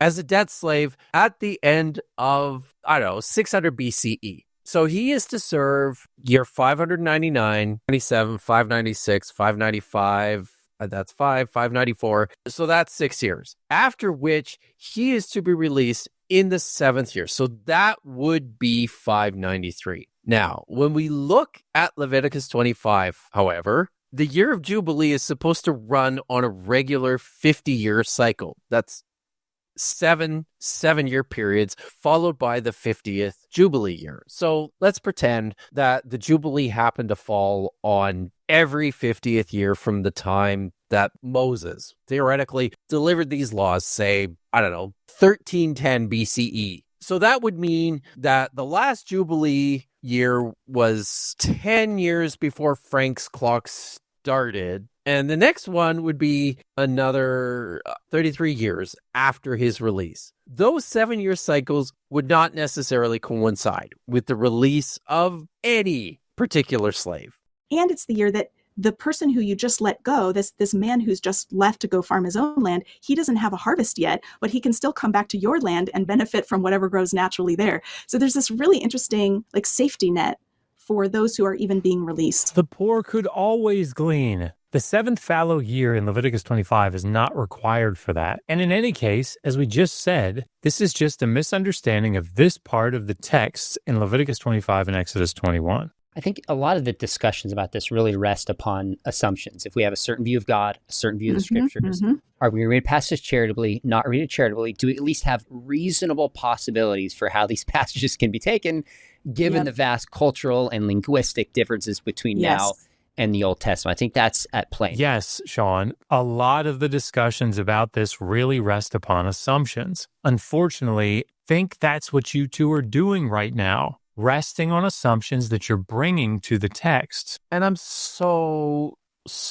tired of this charge that critical scholars are somehow not being charitable to the biblical text. This actually is starting to make me angry. Josh and I hear it a lot. And from the perspective of a philologist or a historian just trying to understand what the text is saying, this is actually pretty insulting. The biblical text is an object. My goal is always to achieve the best understanding that I can of the text as it was intended by its writers, as it was reshaped and recontextualized by its editors, as it was heard by its various audiences over time. So being charitable to the text doesn't factor into this. I'm working to be fair.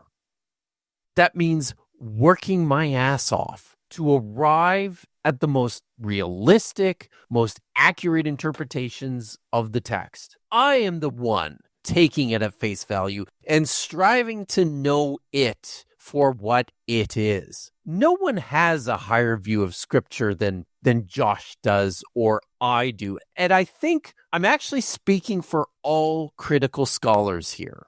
Now, this next one, to me, is one of the most jarring ones because I'm a dad. My daughter's a high school senior, going to Biola next year, excited about that. And she, it says, when a man sells his daughter as a slave, Exodus 21:7. Now, if I'm not mistaken, I think that's the ESV that I copied this from. So it uses the term sell, describes his daughter as a slave. That seems to me like I would rather die before I would sell my daughter away as a slave. Totally. And if I did, I feel like a failed dad. Clearly something else is going on here. Why? Clearly, it's not clear to me. Sean has a guttural reaction to the terrible description of enslavement in the biblical text, but that's because he's a good dad. Look, I'm also a dad. I don't have daughters, but my adult sons have partners who we consider as part of our family. I get how Sean is put off by this. Yes, it's jarring. But here's the difference between him and me. Sean decides that he must be missing something because of that reaction, because he has a pre-commitment to the meaning and the value of the text, and it irrevocably colors the way he reads it, every passage, every time. When I read this text, and Josh is going to get to it momentarily, I see it clearly. Yes, this is a horrible situation. Yes, our flawed ancestors lived in a brutal world and devised far from ideal strategies for surviving it. Yes, it's okay to see it, to admit it, that there are awful things in the Bible. They're just there. Awful stories, awful instruction, awful ideologies. We don't need to be beholden to this book. We can be free from its power as a moral or legislative text. And that in itself is actually freeing to be able to enjoy it. Like the parts of it that are actually proactive, actually clever and interesting. Come on, you can do it, Sean. Unpack it. Yeah. Before she unpacks it, we probably should. Exodus 21:7-11 describes a type of counterpart to verses 2-6. whereas the male debt slave could have his sexual capacities used for procreating additional slaves without any serious effect to his personal value, this was not the case for a virgin woman. In 7 through 11, a father is selling his daughter as an amah, a female slave, to a man, likely because of a debt that he is owed. In this case, protecting the vulnerable party, the daughter, meant ensuring that she would continue to be provided for physically, even if her master, husband, were to take another amah to himself. The man could take her as a wife or concubine for himself, or he could designate her for his son. In either case, if she is not provided for, she is to be released. At no time is her consent considered or required. This was a decision of her father's, negotiated with the man who bought her. So this follows right on the heels of the instruction to release a man who works for you as an eved after 6 years. So this is introducing an exception to that. The same law does not apply to everyone. Female servants are treated differently. Again, this doesn't look good at first blush, but I think there are lots of clues in here that actually this passage is meant to protect vulnerable women. This is a subtle move, and we need to stop and address it before we move forward. The question is not, did this law seek to protect a vulnerable party? Of course it did, but that's generally what laws did. If this were meaningful in this context, Carmen would have to start off her analysis of a wide variety of laws with this caveat. For example, Middle Assyrian Laws A48 reads, if a man wants to give in marriage his debtor's daughter who is residing in his house as a pledge, he shall ask permission of her father, and then he shall give her to a husband. If her father does not agree, then he shall not give her. If her husband is dead, he shall ask permission of one of her brothers, and the latter shall consult with her other brothers. If one brother so desires, he shall declare, I will redeem my sister within 1 month. If he should not redeem her within 1 month, the creditor, if he so pleases, shall clear her of encumbrances and shall give her to a husband. Would Carmen begin her analysis of this law in this way? Again, this doesn't look good at first blush, but I think there are lots of clues in here that actually this passage is meant to protect vulnerable women. So the first thing we need to know is that every marriage in the ancient world was arranged by the father, and there was always a transfer of wealth between the father and the husband's family. And so the fact that there's money changing hands here does not make this an instance of human trafficking. This is in fact what would normally happen if someone was getting married. This is where I think things get a little tricky. For all the talk about being precise about the meanings of words, here we seem to be throwing around husbands, wives, and marriage as if there were a one-to-one correspondence with our understandings of these words today. This is simply not the case. Although the status of a wife was obviously higher than that of a slave, as Kipp described before, that does not mean that the law considered the husband and wife to be on equal footing. She came under the authority of her new husband. I just want to caution us moving forward that just because we see the word marriage here, that doesn't necessarily mean that we can then lean into every aspect of what we consider a marriage to be today. We need to define our terms based on the contexts, which is what we plan to do here. So, yeah, I think I have to make everyone aware of the work of our wonderful colleague, Dr. Jennifer Bird here, who has written a really nice, really accessible book about so-called biblical marriage and biblical family values. People should read it if they haven't already. One thing that Jen does in her book is to very intentionally avoid terms, marriage, husband, wife, when speaking of the Bible, precisely for this point. So I think what's different here is that, again, we're in case law, so this is a non-ideal situation. Again, this is just an assertion. This distinction between casuistic and apodeictic law, not to mention participial and every man that types of laws, seems to be unsubstantiated thus far. A man has a daughter who's of marriageable age, but he cannot provide a dowry for her. And so he can't arrange a good marriage, like among social equals, where there's a kind of equal transfer of wealth. Instead, the money is only going one direction. So he is offering his daughter as an amah, which is a kind of servant. And the homeowner or landowner that he's offering his daughter to is giving money to the man. So money is only going one direction instead of both directions. Now, what's interesting is that we have clues here that she is not just doing laundry for this new landowner. She is married to him or to his son. There's clues. It says, if she is troublesome in the eyes of her master who has claimed her for himself, that sounds like a marriage. That sure doesn't sound like my marriage. Does that sound like your marriage, Josh? Not mine. No. The status of the Amah in Exodus 21, 7 through 11 is complicated, right? And has been the subject of a great deal of debate over the years. Without going into all the details here, we need to recognize that marriage is not a binary concept here. It's not either she's married or she's not. Bernard Jackson, for example, writes, "Indeed, we may doubt that the ancients would have posed the question, is this a marriage? It was simply one in a spectrum of recognized relationships expressed in concrete terms." He concludes, "It is not inappropriate to use here language that would fail the standards of precision of a modern lawyer. She has a quasi-servile status and a relationship somewhat akin to marriage." It is a marriage of unequal social statuses, but she is supposed to be treated just like a wife would be treated. If he has claimed her for his son rather than for himself, like if this was part of him arranging a marriage for his son, he must treat her in accordance with daughter's rights. In other words, she is not sexually available to him. He needs to treat her like she's a daughter.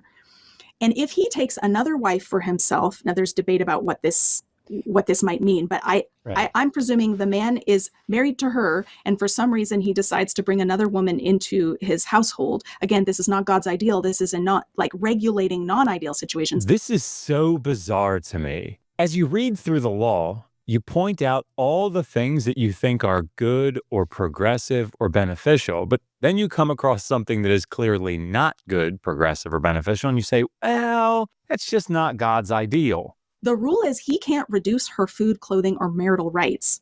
So she still has access to all of the things that she needs to survive in that world, including access to the marriage bed in order to bear children who can care for her in her old age. And if he doesn't give her these three things, she may leave without paying any money. So this word, marital rights, is really problematic. The Hebrew word is onah, and this is the only place in the entire Bible that it's used. The only place.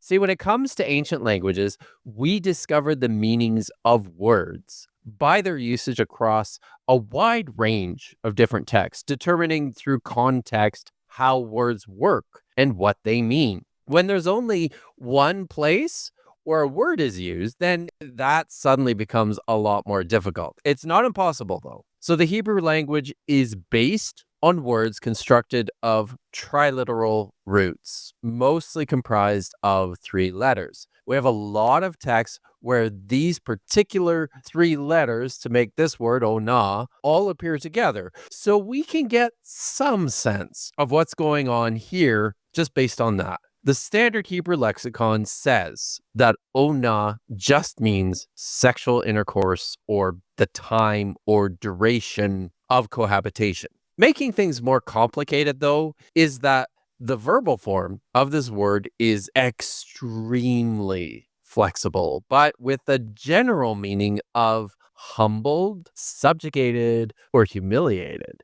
And when it is used in the context of sex, it is often describing the outcome of what we would identify as a sexual assault, meaning something like deflowered or disgraced as it is applied to a girl who has been, quote unquote, violated. We don't have the time to get into it here, but in this particular passage, I think we need to take our cues from these others in evaluating what onah means. Is this marital rights? Probably, but more so in the sense as it applies to a woman's value in her function. She's a resource for producing children, but that is also her own commodity. The man is not to withhold her claim to a more permanent security in his household, since her own inheritance can only be guaranteed by her ability to produce sons. And more broadly, I think it's a good idea to just read some other ancient Near Eastern laws about slaves that become wives or enter into sexual relationships with their masters. I think we need to put this into a broader context. So here are a couple.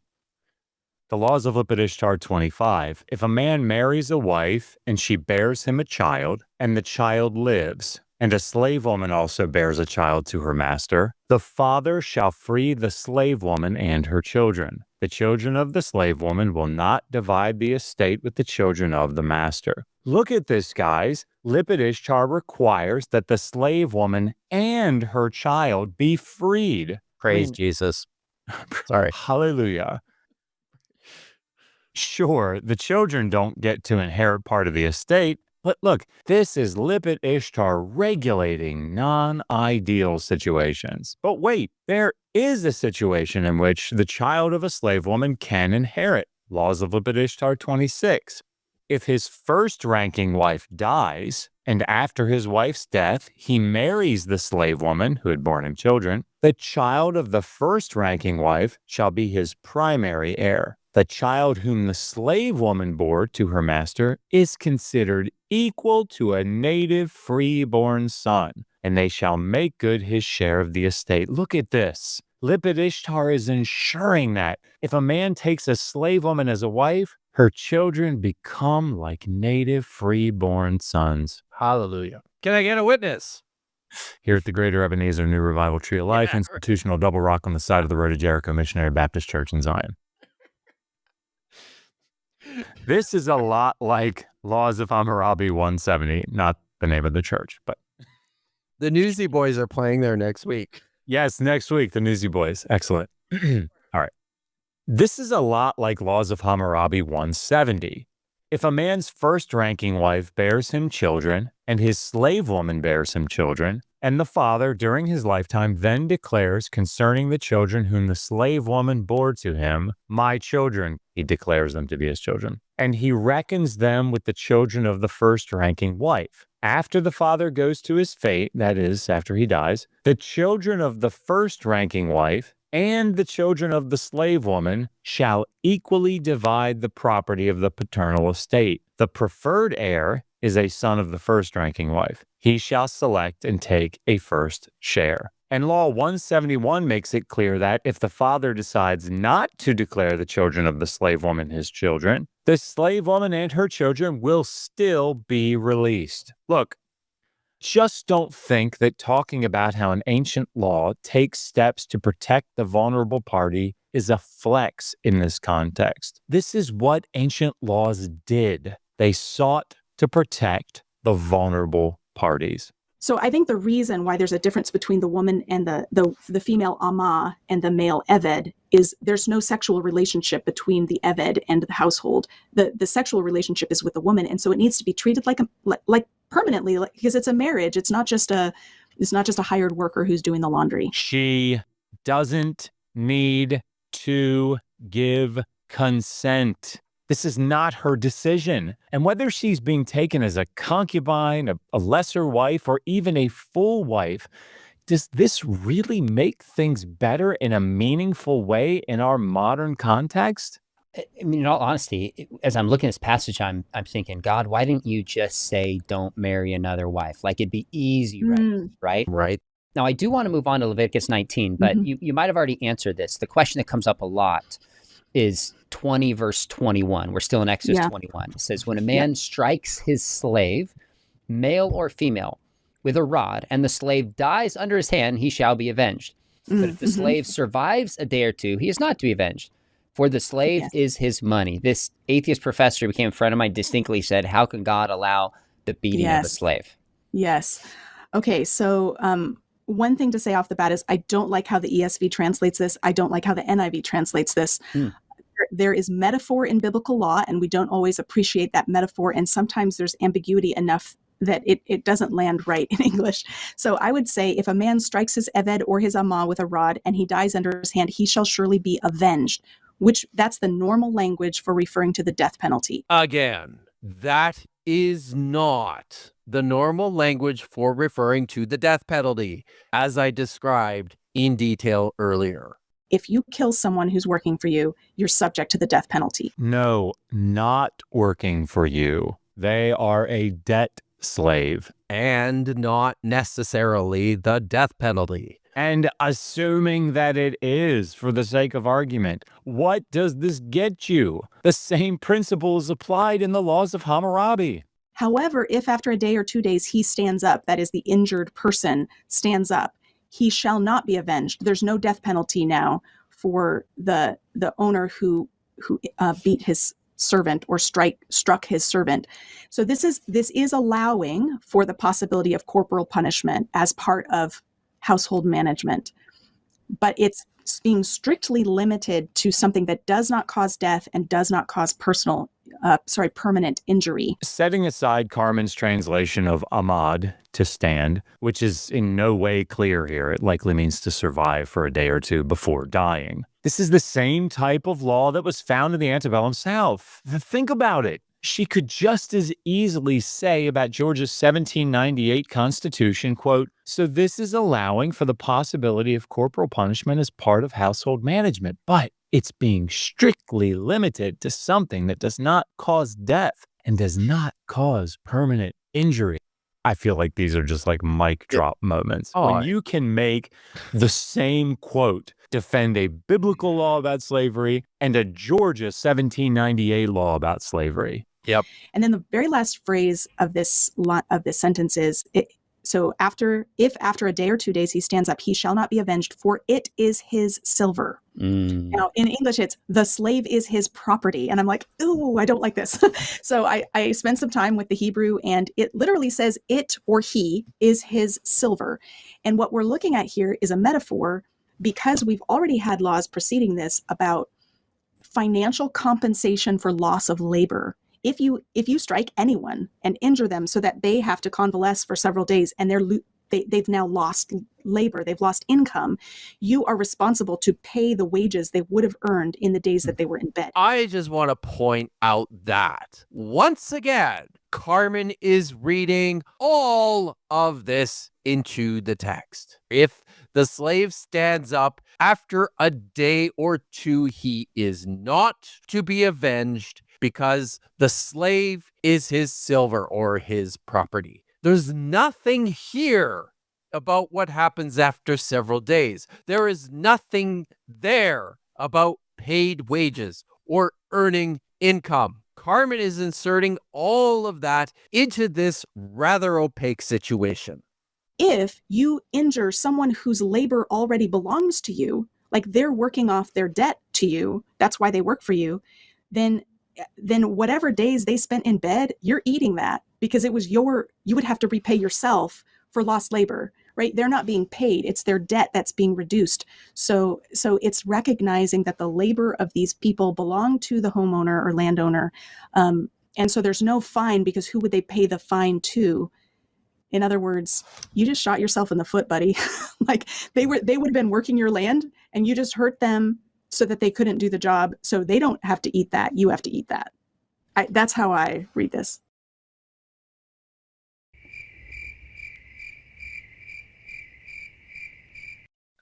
So, under this interpretation of ki kaspo hu, that is, he is his money, the master is not punished if he is not found guilty of either injuring or killing his slave maliciously, but only in the process of corporal punishment. So let's make sure we understand. If Bob takes out a loan from Jim and Bob defaults on the loan, resulting in Jim taking Bob as a debt slave for 6 years, and during that time, Bob isn't working hard enough, so Jim takes a wooden rod and beats Bob with it. If Bob immediately dies, then Jim is probably to be killed. However, if Bob either survives a day or two and recovers, or survives a day or two and dies, Jim is not to be punished. The benefit of the doubt would be given to Jim, as it would be assumed that if Bob did not die immediately, then Jim probably had no malicious intent and was just physically beating him for correction. In such a case, there is no punishment,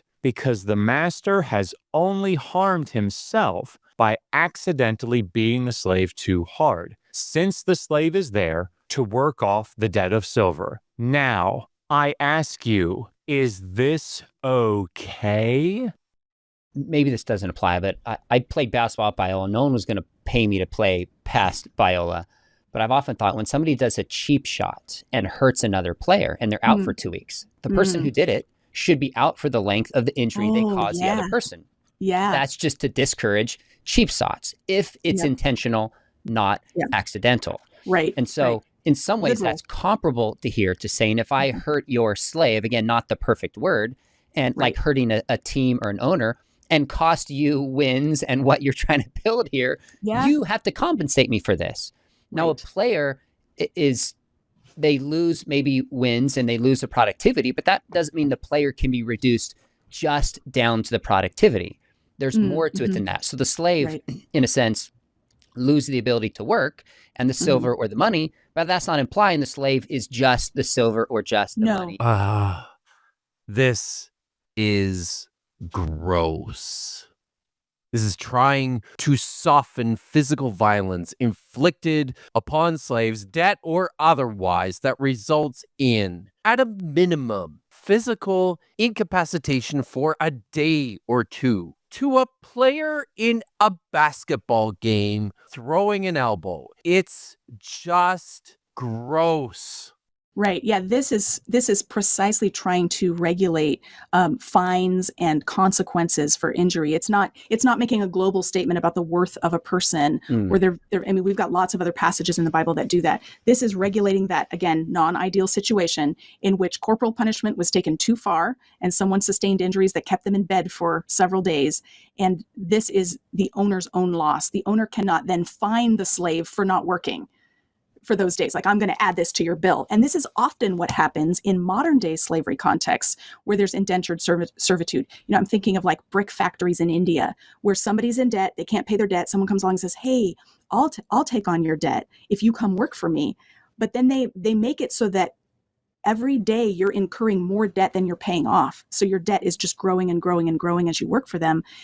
It's an exploitative form of labor management that has no place in God's economy. Again, if we're trying to find progressive morality in the slave laws of the Hebrew Bible, then Carmen would have to contend with why the laws of Hammurabi seem to be more progressive 1,000 years earlier, as they limited debt slavery to 3 years rather than the biblical 6. Just one more passage, especially as a woman, I want your perspective on this. Back to Leviticus chapter 19, verses 20 through 22.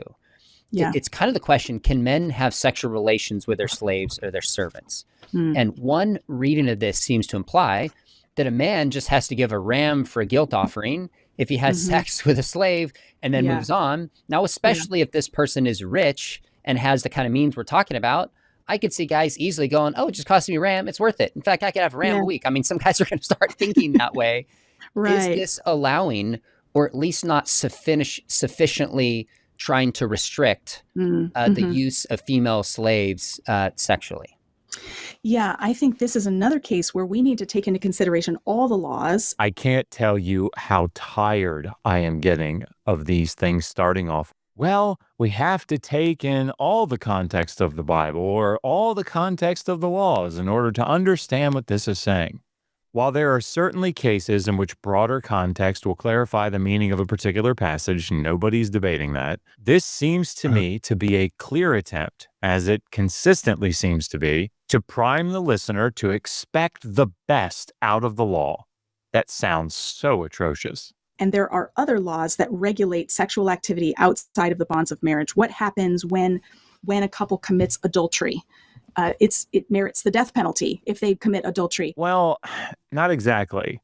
Adultery in the ancient Near East and in the Hebrew Bible is a crime against a man who holds the sexual rights to a woman. A woman whose sexual rights belong to a husband who then sleeps with another man has committed adultery, as well as the man with whom she slept, the paramour. However, this is not the case for a husband who sleeps with a woman whose sexual rights do not belong to another man, for example, a sex worker. Or an unmarried young girl, even, right? In Deuteronomy 22:28, we read the following instruction. If a man finds a young girl, a virgin, who is not betrothed, and he seizes her and sleeps with her, and there discovered the man who slept with her must give the girl's father 50 pieces of silver, and she shall become his woman.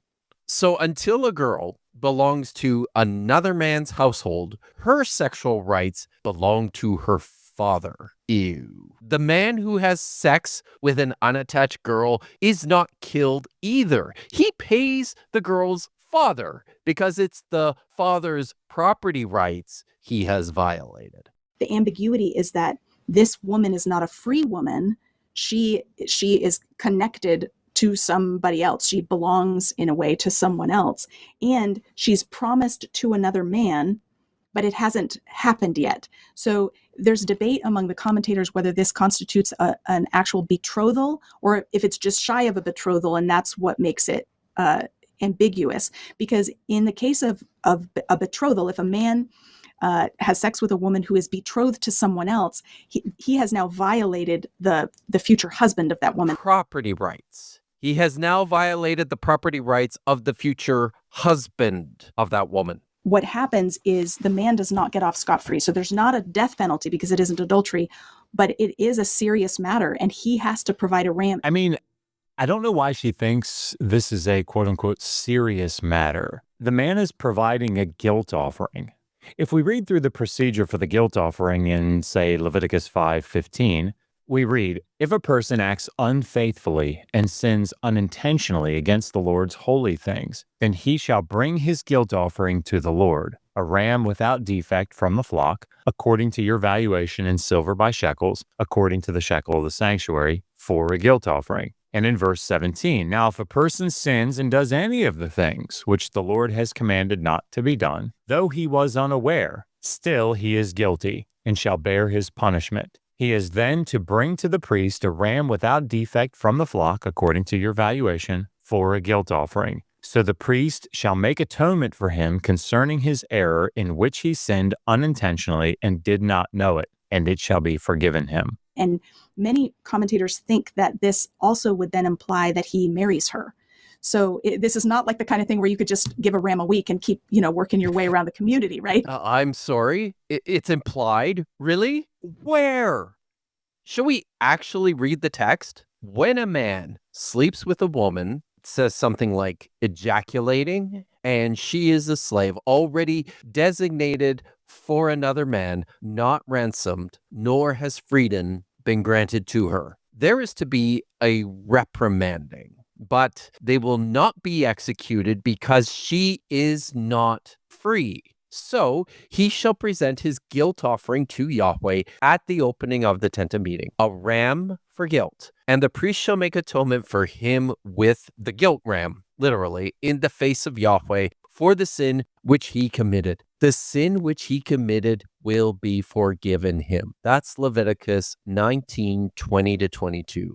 Am I missing something? Where is there any implication that the man has to take any further responsibility for this? And let's assume, for the sake of argument, that these commentators are right. Think about that. This slave woman, destined to be freed, has been betrothed to a man. Another man has sex with her. Now, I think it's silly to think that from our modern understanding of consent, that this slave woman could have been able to give consent at all. But now either the man who was to marry her and or the slave woman who is to be freed have had this relationship canceled, and she is now to marry this other man. Is this okay? And it seems like a ram offering is going to be a public kind of offering, which other people are going to know, and that's going to affect your reputation in an honor shame culture. So it's not like just pay $50 online with your smartphone and move on. This is a public act in which other people are going to see who you are, and it's going to affect you in that community. I'm sorry, what? Josh just read from Leviticus 5 where the supposedly public offering of a ram for guilt was applicable to any unintentional sin. She saw that, right? That this is applied to any unintentional sin. This is mind-boggling. The only thing people are going to know from this is that this man is penitent. That's all. That's it. As far as they're concerned, anyone bringing his ram to the shrine or the temple is what? He's just a really pious guy bringing his ram to pay for, whatever shortcoming it might have been that he inadvertently committed. Like, this is crazy. So let's recap here.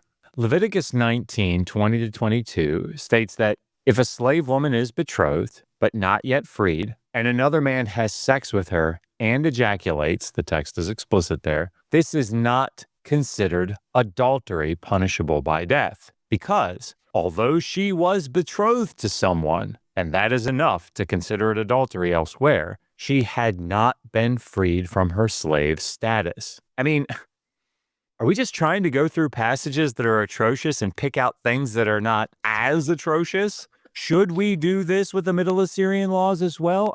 I just don't understand the argument here. This, in his war against the Midianites, I think this is in Numbers 31, Moses commands the people to kill every male and non-virgin female.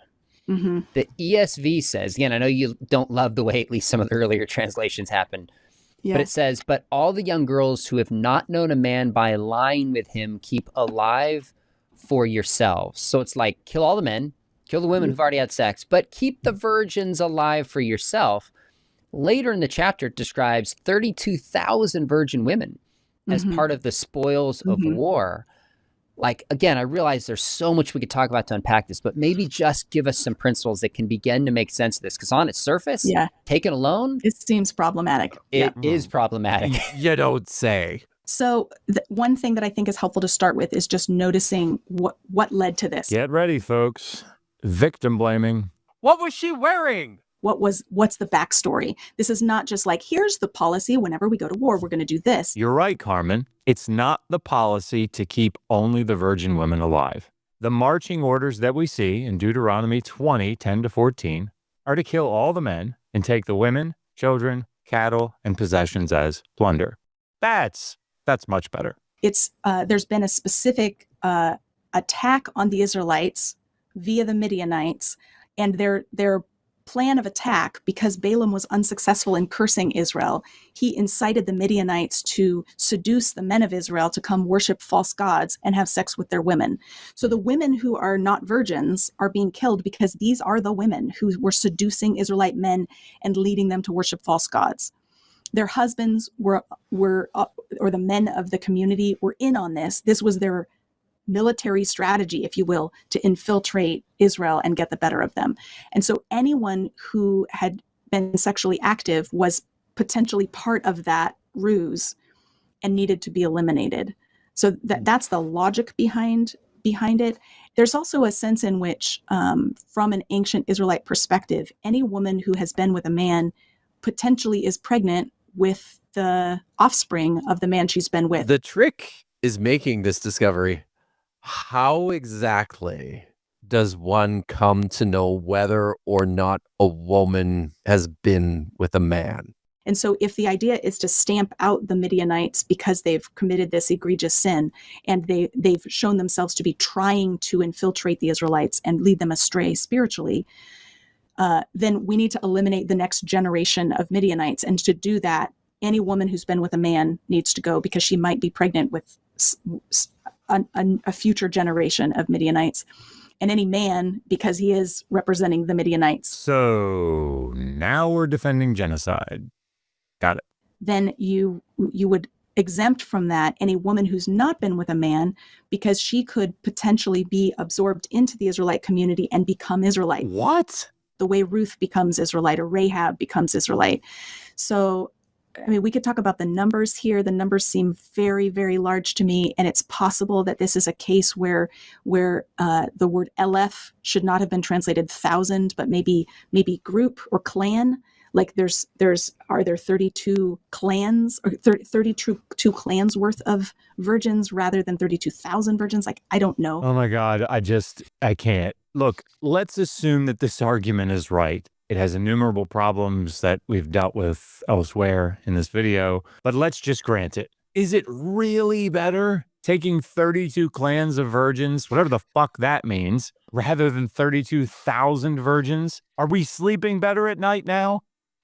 Oh, it's actually much worse than any of that. So this is Numbers chapter 31. Look at what's going on in verses 25 to 47. You got your Bibles open, everyone? All right. After the Israelites have slaughtered the Midianites, killed them all, and taken back to their camp enormous amounts of plunder, all those clans of cattle and sheep, you feel me? Which includes the 32,000 virgins. Eleazar, the priest of Yahweh, instructs the army what God wants done with it all. An inventory of everything captured from battle is to be taken. The text says human and animal alike. The total spoils are to be divided into two parts, half for the army and the other half is for the rest of the Israelite non-combatants. From the share of the army, 1 out of every 500, and this is what the text says, whether humans, cattle, donkeys, or sheep, is to be set aside for Yahweh. And then from the people's portion, 1 out of every 50, and these are to be given to a group of priests called the Levites. So, of those 32,000 virgins... 32 clans, 32 clans. Those 32 clans of virgins, to go with the clans of sheep and cattle. We read that the tribute given to Yahweh was 32 women. In verse 41, we read that Moses gave the tribute, the offering of Yahweh, to Eleazar the priest, just as Yahweh had instructed Moses. The cows, the sheep, the donkeys, and 32 women discovered to have been virgins. What do you think that means? The offering of Yahweh? One more thing to say, I think often in the modern West, we think of children as innocent. Oh my God, please, just don't. Just don't. Are we going to go to any length possible to defend the text? We have this idea that children are innocent. But this is not the perspective that ancient Israelites had. They didn't think of children as innocent. They thought of children as little Canaanites or little Midianites or little Babylonians in training. Citation, please. And so there's a passage in Isaiah, I don't remember the exact reference, where they talk about the whole family, maybe it's Jeremiah, the whole family being in on the worship of the Queen of Heaven. So the fathers start the fire and the children collect the firewood and the mothers bake the cakes for the Queen of Heaven. Really? That's your citation? A passage in Jeremiah about worshiping the Queen of Heaven? It therefore follows that all of the virgin girls were guilty of crimes worthy of capture as plunder? Where am I? So maybe it's also worth pointing out that the people in that story from Jeremiah are just as apoplectic as Josh is here. Here's what they say to Jeremiah. This word, which you are speaking to us in the name of Yahweh, we will not listen to you. On the contrary, we shall keep doing everything we have done, to make sacrifices to the Queen of Heaven, to pour out her libations. That's a fancy word for wine, just as we have always done. Us, our fathers, our kings and leaders in the towns of Judah and the streets of Jerusalem. When we had our fill of bread and things were good, and we saw nothing bad. But ever since we stopped making offerings to the Queen of Heaven and pouring out her libations, we have been devoid of everything. Sword and famine consume us. The religious worship of other gods is not just limited to the adult males in the community, but it's like a whole family affair. And so when Israel is engaging with other peoples, there's a sense in which we need a reset button, because even from childhood, these children are learning to worship false gods. And that has to be stopped because it's not tenable. So wait, if these virgin girls are so guilty, why aren't they killed? Some of them are, Josh. The lucky few get to be part of the offering of Yahweh. I just don't think she's thought this through.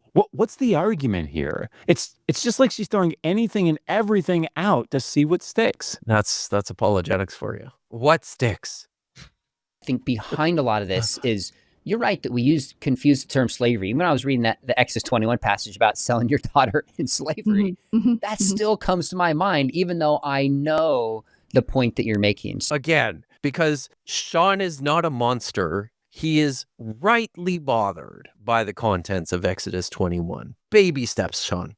I think one thing we do have in the Torah is so many other limits on what can be done that the kind of chattel, like that what comes to our mind when we hear the term chattel slavery is untenable in ancient Israel. It's prohibited. So in other words, Yahweh brought them out of servitude in Egypt. So they're not supposed to mistreat or oppress foreigners. Their servants and any foreigners among them get a Sabbath rest just like they do. So there's limits even on the labor they're allowed to extract from others. I'm just not sure what she's referring to here. Kidnapping is strictly prohibited in chapter 21, verse 16. So they can't, that already makes the transatlantic slave trade not possible because kidnapping is not allowed. So there was no slavery after 1807 in the American South? Death penalty for killing a servant that we talked about, a release for permanently injured servants that we talked about. If there's an accidental death of the servant, that's taken seriously. I have no idea what she's talking about here. If she's referring to Exodus 21:21, then what is the taken seriously aspect? The master's not punished for an accidental death. If she's referring to 21:32 with the ox goring incident, then why is the penalty monetary for a slave, paid to the owner, while lex talionis applies if a free person is killed? Also in chapter 21 of Exodus, the passage that we began with in chapter 22, verse 22, where God says, under no circumstances are you to take advantage of the vulnerable. You're not allowed to charge interest on loans to the needy. That would be the needy free people. You're not allowed to deny justice to the poor. And your unplowed fields support the poor. Those free people who are also poor. So there's all of these other things that make slavery less likely to happen and less likely to be exploitative. Taking care of the vulnerable and oppressed in a society was a consistent theme throughout the law collections of the ancient Near East. It was the role of the king. I just don't understand the reasoning here. William Morrow puts it this way in his Introduction to Biblical Law. He says the biblical slavery laws were calculated to make readers uneasy about the ethics of slave owning. These laws represent an early strategy for raising readers' conscience about the institution of slavery and implicitly calling it into question. This has in no way been substantiated. As we have seen, the laws in the Hebrew Bible differ little from the other ancient Near Eastern laws concerning slavery. Overall, their tactics reflect an ethic of concern for the vulnerable. So there's not an explicit condemnation of chattel slavery, but there are all sorts of things in place to make sure that Israel does not mimic what the Egyptians did to them. I think this is one of the fundamental issues here. Definitions. Chattel slavery, the owning of other people as property, does not require that it be practiced in the way that it was practiced in Egypt in the narrative of the Hebrew Bible. And again, if a quote, ethic of concern for the vulnerable indicates that there is an early strategy for raising leaders' conscience about the institution of slavery, then the practice was called into question much earlier in the ancient Near East. But Carmen is also just completely missing a key feature in the Exodus story that we have already pointed out. What the Egyptians did to the Israelites was to enslave them unjustly. The problem was not that slavery was bad. The problem was that, one, enslaving free people dwelling peacefully in your country is bad. And besides, two, the Israelites already belonged to Yahweh. They were his slaves. They're not allowed to do that to other people. Other free people? Yep. If I'm not mistaken, isn't it within Exodus 21? It might be verse 16 that says, do not kidnap. Isn't that right within Exodus 21 itself? 16. Yep. The very passage we're looking at gives the kind of principle that was at the root of chattel slavery, would have stopped it right at its roots. What are they even talking about? They're reading the Bible, Josh, but somehow also missing the whole counsel of God, I think it was that Paulogia called it, that comes through in the parallel passage in Deuteronomy 24:7, which provides clarity to the same rule here. Look, you cannot illegally reduce someone to the status of slave through kidnapping. You couldn't do that elsewhere in the ancient Near East. This has nothing to do with the wider social institution of slavery. You're not allowed to steal things. That doesn't outlaw owning people as property. Come on, guys. And this is why I'm concluding that chapter 21, verses 2 through 11, that describes this indentured servitude, that this is my reason for saying this has to be voluntary, that a man is hiring himself out, hiring out his labor, because kidnapping's not allowed, so it can't be that. So if someone voluntarily submits himself to someone owning them as property, then it can't be slavery? Then we can't count much of slavery in the rest of the ancient Near Eastern law collections as slavery either. So there's nothing terribly novel about the laws here in the Hebrew Bible. Sometimes people really struggle with Paul's letters, like his letter to the Ephesians, where he says, slaves, obey your masters. And that seems, again, to be endorsing slavery. And I really appreciate what Lynn Cohick has said about that passage in her commentary on Ephesians. She talks about how this is turning the ancient institution of slavery on its head by giving agency to slaves. It's treating them as moral agents who can choose to do their work as unto the Lord. Right? So it's addressing the owners and saying you can't be exploitative, but it's also addressing the slaves themselves as having agency. A bit of a non sequitur, but the Slave Bible was a heavily edited version of Scripture published in 1807 by the Society for the Conversion of Negro Slaves. Its full title was Parts of the Holy Bible, selected for the use of the Negro slaves in the British West India Islands. While primarily used in British Caribbean colonies, it reflected broader practices throughout slaveholding societies in the Americas. This carefully curated edition served as a tool of social control, systematically removing passages that might inspire thoughts of liberation while preserving those that emphasized obedience. Most notably, the Exodus story of Moses leading the Israelites from Egyptian bondage was eliminated, as were New Testament verses about spiritual equality among believers, such as Galatians 3:28. In contrast, passages from Colossians and Ephesians that instructed slaves to obey their masters were prominently featured. The Slave Bible stands as a stark example of how religious texts were deliberately modified to reinforce the institution of slavery rather than allow any challenge to its existence or give the slaves agency. Hey, I used to work for the Museum of the Bible, and they own a copy of the Slave Bible. Nice. I was just thinking, I mean, if I had Museum of the Bible, Green family money to spend on things, maybe Slave Bible wouldn't be at the top of my list, eh?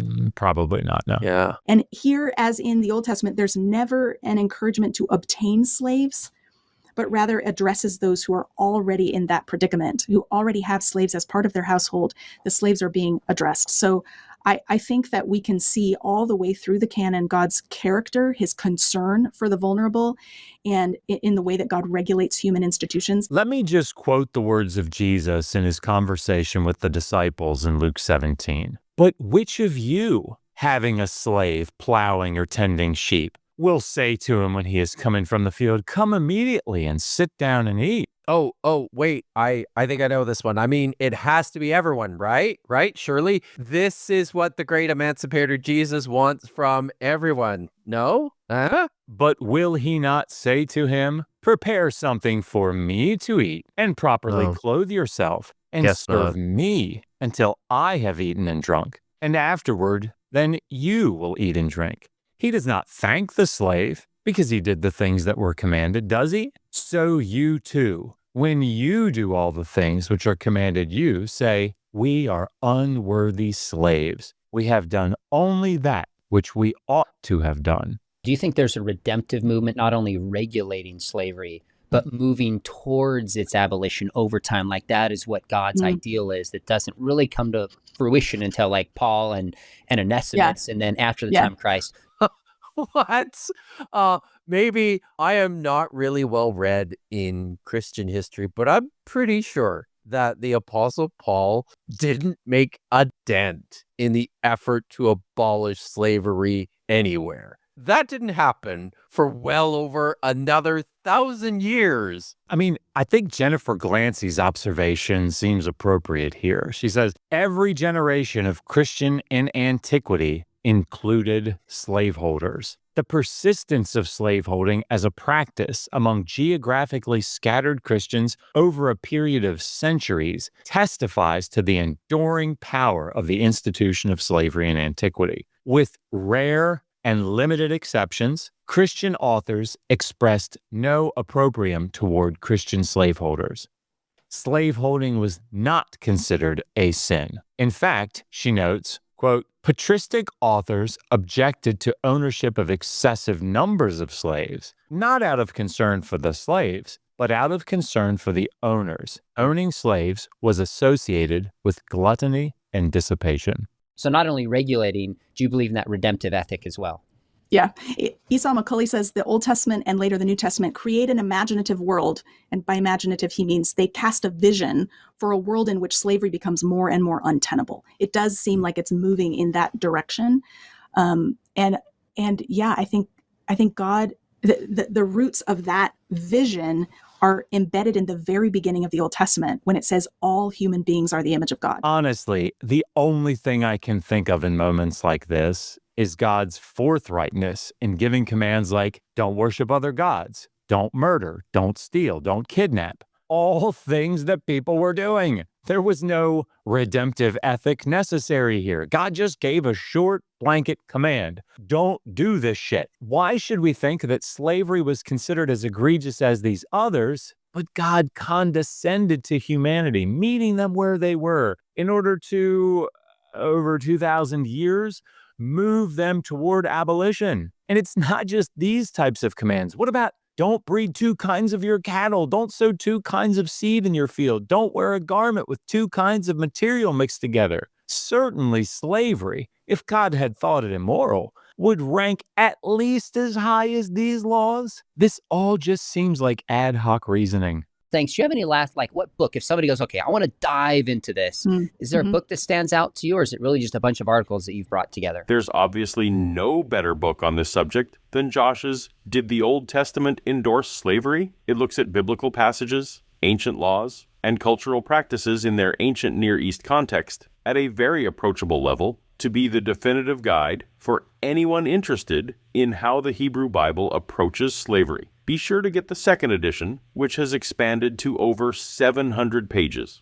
Not just the handful of articles Sean's crew have brought together. All right, folks, there you have it. But before you click away, make sure you hit subscribe. We've got a lot of other topics coming up that you will not want to miss in apologetics and worldview and culture. That was a long one. Thanks so much for hanging with us. And thanks to Dr. Kipp and Dr. Josh, whom I know could have said much more if time had allowed. The Bible's approach to slavery is awful, but the Christian apologist method of defending it can make it all worse, not better. For more of former Christians, taking a look at the claims of Christians, tap the thumbnail on screen now, and I'll see you over there. And until next time, later.